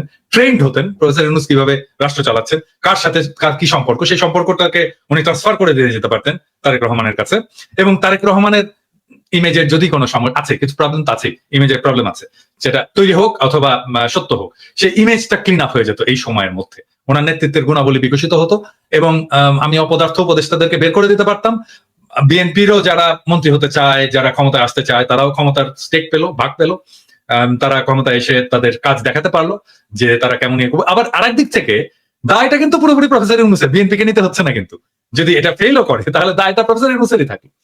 এইভাবে এই পুরো প্রবলেমটাকে সলভ করা যায় এবং এটা যদি বিএনপি চায়, এটা আসলে মূল স্টেক তো এটা বিএনপি কে মানতে হবে। বিএনপি যদি চায় আমি এটাকে ফ্যাসিলিটেট করতে পারি অন্যান্য সব পার্টির সাথে, এমনকি প্রফেসর ইউনূসের সরকারের সাথেও ফ্যাসিলিটেট করে এটাকে যেন রূপ দেওয়া যায়, সেই চেষ্টা আমি করতে পারি। বাইরের একজন লোক লাগে, আমি ভলান্টিয়ার করলাম, আমার চেয়ে অনেক যোগ্য লোক আছে, তারাও করতে পারে। কিন্তু যেহেতু আমি এটা আইডিয়াটা কনসিভ করেছিলাম, সেই জন্য আমি যদি এটার সাথে যুক্ত থাকি, আমি মনে হয় যে এটাকে ফ্যাসিলিটেট করতে পারবো, আমি সবাইকে সবার সুবিধাগুলো বুঝিয়ে দিতে পারবো আর কি। জি দাদা, এই যে ইলিয়াস, আপনার কাছ থেকে একটু শুনি। ইলিয়াসের ট্রানজিশনাল গভর্নমেন্টের ব্যাপারে তোমার মতামত কি? মানে ডক্টর ইউনূসের কৃতিত্ব অনেকটাই ম্লান হয়ে যাচ্ছে, কিন্তু তার উপদেষ্টা বা ম্লান হওয়ার থেকে আমি বলবো যে উনি যে গতিতে যাচ্ছেন, আমরা আরো অনেক বেশি সুফল পেতাম, আরো অনেক বেশি কি বলবো মানে গতিশীল থাকতো প্রত্যেকটা ডিপার্টমেন্ট যদি ওনার উপদেষ্টারা ওনার সাথে তাল মিলাইতে পারতেন। মানে উনি 84-85 বছর বয়সে যে গতিতে যাচ্ছেন, ওনার মাথা যে গতিতে কাজ করছে, তার থেকে মানে অনেক গুণ, মানে উনি 100%, উনি যদি 80% দেন, ওনার উপদেষ্টা পরিষদের কমপক্ষে 15% দিতে পারছেন না। তো সেই জায়গাটা উনি এই দায়টা কেন নিচ্ছেন বা কি করণীয়, ইলিয়াস আপনি কি মনে করেন? না, ওনার ধরেন যেটা আপনি গতির কথা যেটা বলছেন, সেই গতির চাইতে সবচেয়ে বড় জিনিস হলো আমার মনে হয় কি, যে এই ডক্টর ইউনূসের কিছু কিছু জায়গায় উনি আসলে আমার ধারণা যে উনিও তো বয়স হয়েছে, আন্তর্জাতিক বিষয়গুলো দেখতে গিয়ে, অর্থনৈতিক এই বিষয়গুলো দেখতে গিয়ে উনি দেশের অভ্যন্তরীণ, বিশেষ করে যেমন স্বরাষ্ট্র মন্ত্রণালয়, আইন মন্ত্রণালয়, এইসব মন্ত্রণালয়গুলোর ব্যাপারে ওনার মনে হয় মানে সময় দেওয়ার সুযোগ কম। আমি মনে করি যে ওনার আশেপাশে এই যে প্রথম আলো ডেইলি স্টারের যেই বলয়, আসিফ নজরুলের যেই প্যারালাল আর একটা গভর্নমেন্ট আসিফ নজরুল তৈরি করেছে, এই জায়গাটা দেখেন আমরা অনেক সমালোচনা করি দেশের মানুষের, আমি আজ পর্যন্ত কাউকে দেখি নাই যে এর সমালোচনা ওর সময়, কিন্তু ডক্টর মোহাম্মদ ইউনূসের সমালোচনা কেউ করে না। তো আমি শুধু ছোট করে এতটুকুই বলবো যে ডক্টর মোহাম্মদ ইউনূসের উচিত যে ওনার এই জায়গাগুলো ঠিক করা। ওনার এই শেষ বয়সে এসে নিশ্চয়ই উনি ব্যর্থ হতে চান না। উনি যদি ব্যর্থ হতে না চান, এই জায়গাগুলো ঠিক করা দরকার, যাতে এই প্যারালাল গভর্নমেন্ট তৈরি করে যারা আওয়ামী লীগ এবং ভারতের, কালকে একটা কথা শুনলাম যে এই যে মামলাটা বাংলাদেশে চলছে আন্তর্জাতিক অপরাধ ট্রাইব্যুনালে, এই সেম মামলাটা আমাদের আপনার ইয়েতেও করার সুযোগ আছে, আন্তর্জাতিক ইয়েতে আদালতে। তো ওইখানে করার জন্য আসিফ নজরুল দিচ্ছে না, পারমিশন দিচ্ছে না। তিনি কারণ হিসাবে বলেছেন যে এটা নাকি ওইখানে গেলে আমাদের দেশের অভ্যন্তরীণ এই তদন্তগুলোতে সমস্যা হবে, এখানে শাস্তি দিতে সমস্যা হবে। ওইটাতে হলে আমাদের এখানে সমস্যা কি? আন্তর্জাতিক ভাবে যদি নাকি শেখ হাসিনাকে কোনোভাবে পানিশমেন্ট দেওয়া যায় বা বিচার করা যায়, সেটা তো আরো ভালো আমাদের জন্য। তারপরে কয়েকদিন আগে আপনি দেখেছেন যে এই যে সিলভিয়া থেকে শুরু করে আইন মন্ত্রণালয়টা তার নিজের ব্যক্তিগত সহকারী, এটা নিয়ে প্রতিদিনই বলি যে এই শামসুদ্দিন মাসুম, সে ছিল হইলো এবিএম খায়রুল হকের পার্সোনাল সেক্রেটারি, তাকে সে তার কাছে এনে বসিয়ে রেখেছে এবং আইন মন্ত্রণালয়ে শুনুক। আইন মন্ত্রণালয় আসিফ নজরুল একদিন ডেকে গোপনে ওইখানকার কয়েকজন বিচারক এদের, তারপরে এই সচিব এদেরকে ডাকুক, ডেকে জিজ্ঞেস করুক কি অবস্থা। অনেক জায়গায় আছে একই লোকজন। তো এদেরকে যদি সরানো যায় আমার মনে হয় আরো বেশি ভালো হইতো, মানুষ আরো স্বস্তি পেত। এই তো আর কি। আর আমি বিএনপির ব্যাপারে সবচেয়ে যে বিষয়টা বলবো যে বিএনপির উচিত হবে যে সোশ্যাল মিডিয়াতে যেসব জিনিসগুলো এখন যাচ্ছে, যে মানুষ যেসব সমালোচনাগুলো করে, এইসব সমালোচনাগুলোর ব্যাপারে তারা আমার মনে হয় আরো বেশি সিরিয়াস হবে যে কোথায় কি হচ্ছে, আসলে কি সমস্যাটা হচ্ছে কিনা। কারণ সামনে তারেক রহমান কিন্তু বারবার একটা কথা বলেন যে সামনে নির্বাচনটা অনেক কঠিন নির্বাচন হবে বিএনপির জন্য। তো সেই কঠিন নির্বাচনটা তাদের যদি উতরাতে হয় তাহলে অবশ্যই তাদের যে অপোজিশন সেটাকে খুব স্ট্রং মনে করতে হবে। এটা মনে না করে যদি নির্বাচনে যায়, আমার মনে হয় 1991 সালের নির্বাচনে যেমন শেখ হাসিনা মন্ত্রিসভা গঠন করে ফেলেছিল, খালেদা জিয়া পরে প্রধানমন্ত্রী হন, আমার মনে হয় সেই পরিস্থিতি হয়ে যেতে পারে। তবে ইলিয়াস, আমার পর্যবেক্ষণ হচ্ছে জনাব তারেক রহমান তার যে বক্তব্যগুলো দিচ্ছেন এগুলো তার বাংলাদেশের নেতারা ঠিক ধরতে পারছেন না অথবা বুঝতে পারছেন না, এটা ডেপটা বুঝতে পারছেন না, এটা মেসেজটা ধরে কাজ করতে পারছেন। ধরেন একটা দলের প্রধানকে কিন্তু একটা ডিপ্লোম্যাটিক অবস্থানে সবসময় থাকতে হয়। মানে আপনি যেভাবে কথা বলি, ধরেন আজকে যদি আপনি কোনো একটা দায়িত্বে যান, আপনি এভাবে কথা বলতে পারবেন না। পিনাকিদা একটা দায়িত্বে গেলে এভাবে কথা বলতে পারবে না। আমরা এখন অনেক স্ট্রেইট কথা বলি, কিন্তু একটা দায়িত্বে যখন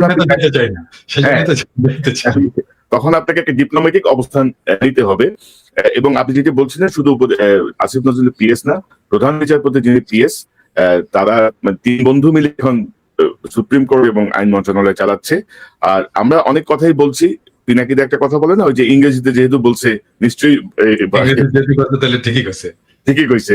তো এখন আমার মনে হয় যে কিছু মানুষের মধ্যে এই জিনিসটা ছড়াইছে, আমরা যেহেতু কিছু বলছি, নিশ্চয়ই এখানে কোনো অন্য উদ্দেশ্য আছে। নিশ্চয়ই আমরা নির্বাচনকে লম্বা করতে চাই, মানে নির্বাচনকে পিছাইতে চাই, নিশ্চয়ই আমরা এরকম কিছু ভাবনা আমরা দেখতে পাচ্ছি। আমরা চাই না বিএনপি ক্ষমতা আসুক, আমরা চাই না ক্ষমতা আসলে আমাদের সমস্যা কি? কোনো সমস্যা নাই, আমরা তো বসে আছি যে বিএনপি ক্ষমতায় আসলে আমরা দেশে যাব। আমরা অদ্ভুত একটা সময় পার করতেছি এবং এগুলো বিএনপির লোকজন।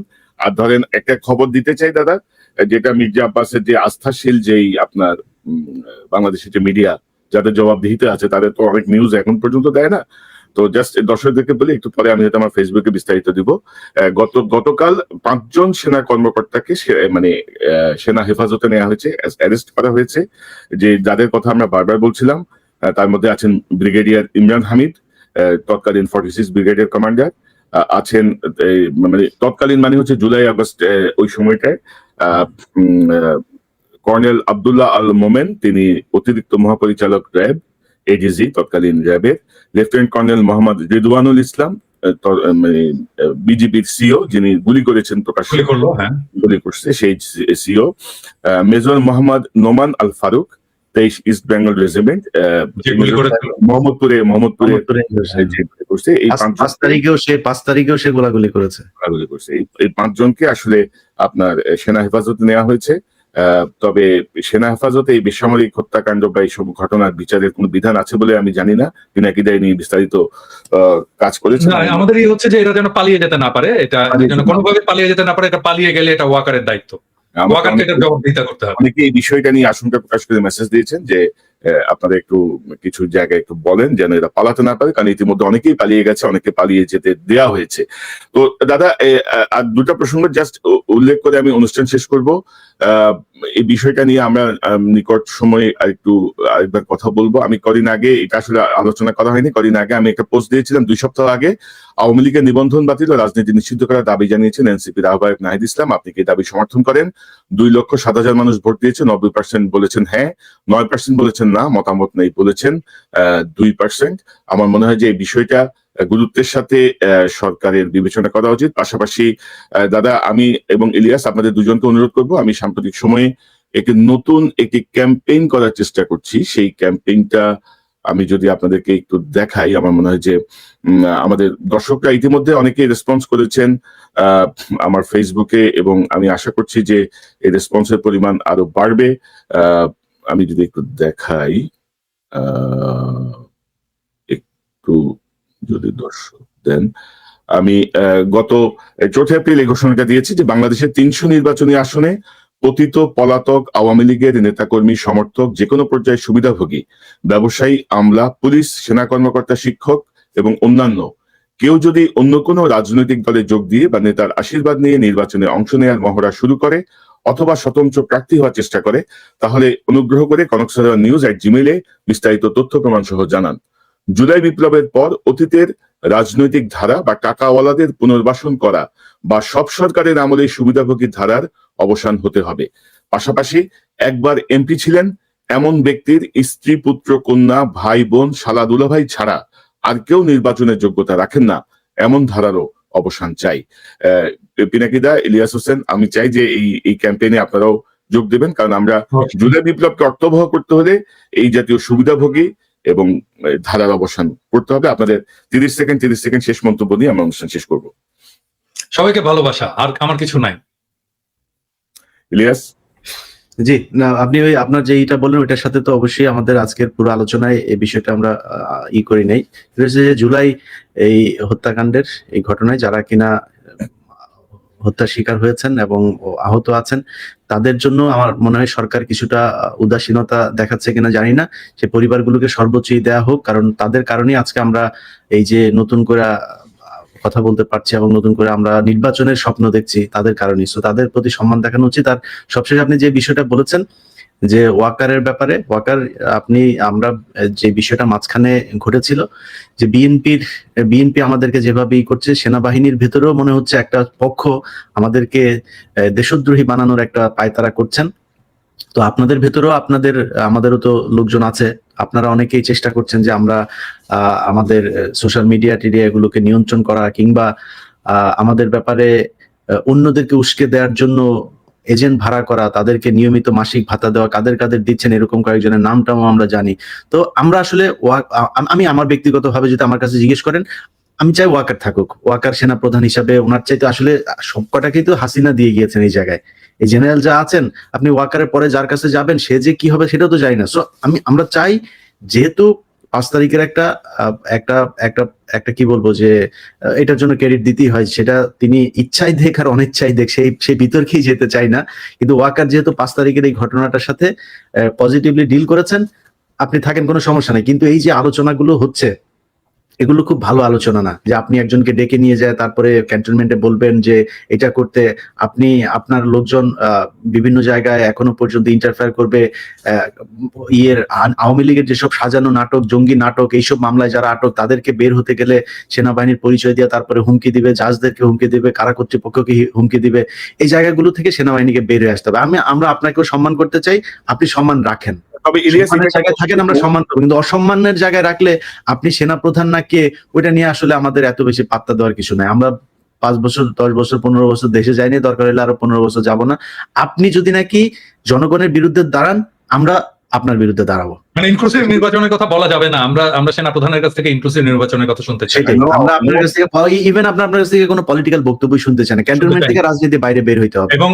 এবং রাজনৈতিক দলের নেতাদেরকে নিয়ে যে ঘুটু করা, কথা বলা, এটাও চাই না। এটা আপনার কাজ না। আপনার দেশ রক্ষা কাজ সেটা করে। তবে দাদা, এটা একটা পজিটিভ মুভ, এই 5 জনকে অ্যারেস্ট করে, এটা একটা পজিটিভ মুভ আমি মনে করি। যে হ্যাঁ, ওইটাই ভাই, আমি এই জন্য কথাটা তুললাম যে এই জন্য সেনা প্রধানকে ধন্যবাদ জানাই যে আপনি এটা করেছেন। আমার মনে হয় এই বিডিআর হত্যাকাণ্ড গঠিত যে কমিশন, তাদের একটা লিস্ট আছে কাকে কাকে জিজ্ঞাসাবাদ এবং করতে হবে, তাদেরকেও গ্রেপ্তার করবেন, এবং গুম কমিশনের যে তালিকা দেওয়া হয়েছে তাদেরকেও গ্রেপ্তার করার সুযোগ করে দিবেন। আন্তর্জাতিক অপরাধ ট্রাইব্যুনালের যে তালিকা আছে, তাদের সবাইকে আপনারা সেনাবাহিনীর পক্ষ থেকে কোনো বাধাহীন ভাবে তাদের গ্রেপ্তার করার সুযোগ দিবেন, এবং এই ফৌজদারি কার্যবিধিতে যেভাবে বিচার হয় সেইভাবে, সেনা আইনের বিচারে না।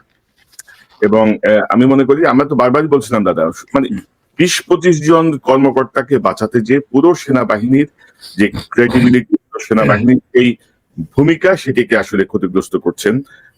মানে কেন করছেন, কার পরামর্শে করছেন সেটি আমরা জানি না। আমার মনে হয় যেন ইটস এ পজিটিভ মুভ, এবং তিনি আমাদের কথাগুলো পরে হলেও শুনবেন, বা সকল কিছু দেশের স্বার্থে, সেনাবাহিনীর সম্মানের স্বার্থে। তো দাদা, আমার মনে হয় যে আজকে আমরা আর লম্বা না করি, অনেক সময় হয়ে গেছে, প্রায় 1 ঘন্টা 22 মিনিট। অনেক দর্শক অপেক্ষায় করে দেখছেন এই অনুষ্ঠানটা। সবাইকে ধন্যবাদ। পিনাকিদা, ইলিয়াস হোসেন, আপনাদের দুজনকে অসংখ্য ধন্যবাদ আজকের মূল্যবান অংশগ্রহণের জন্য।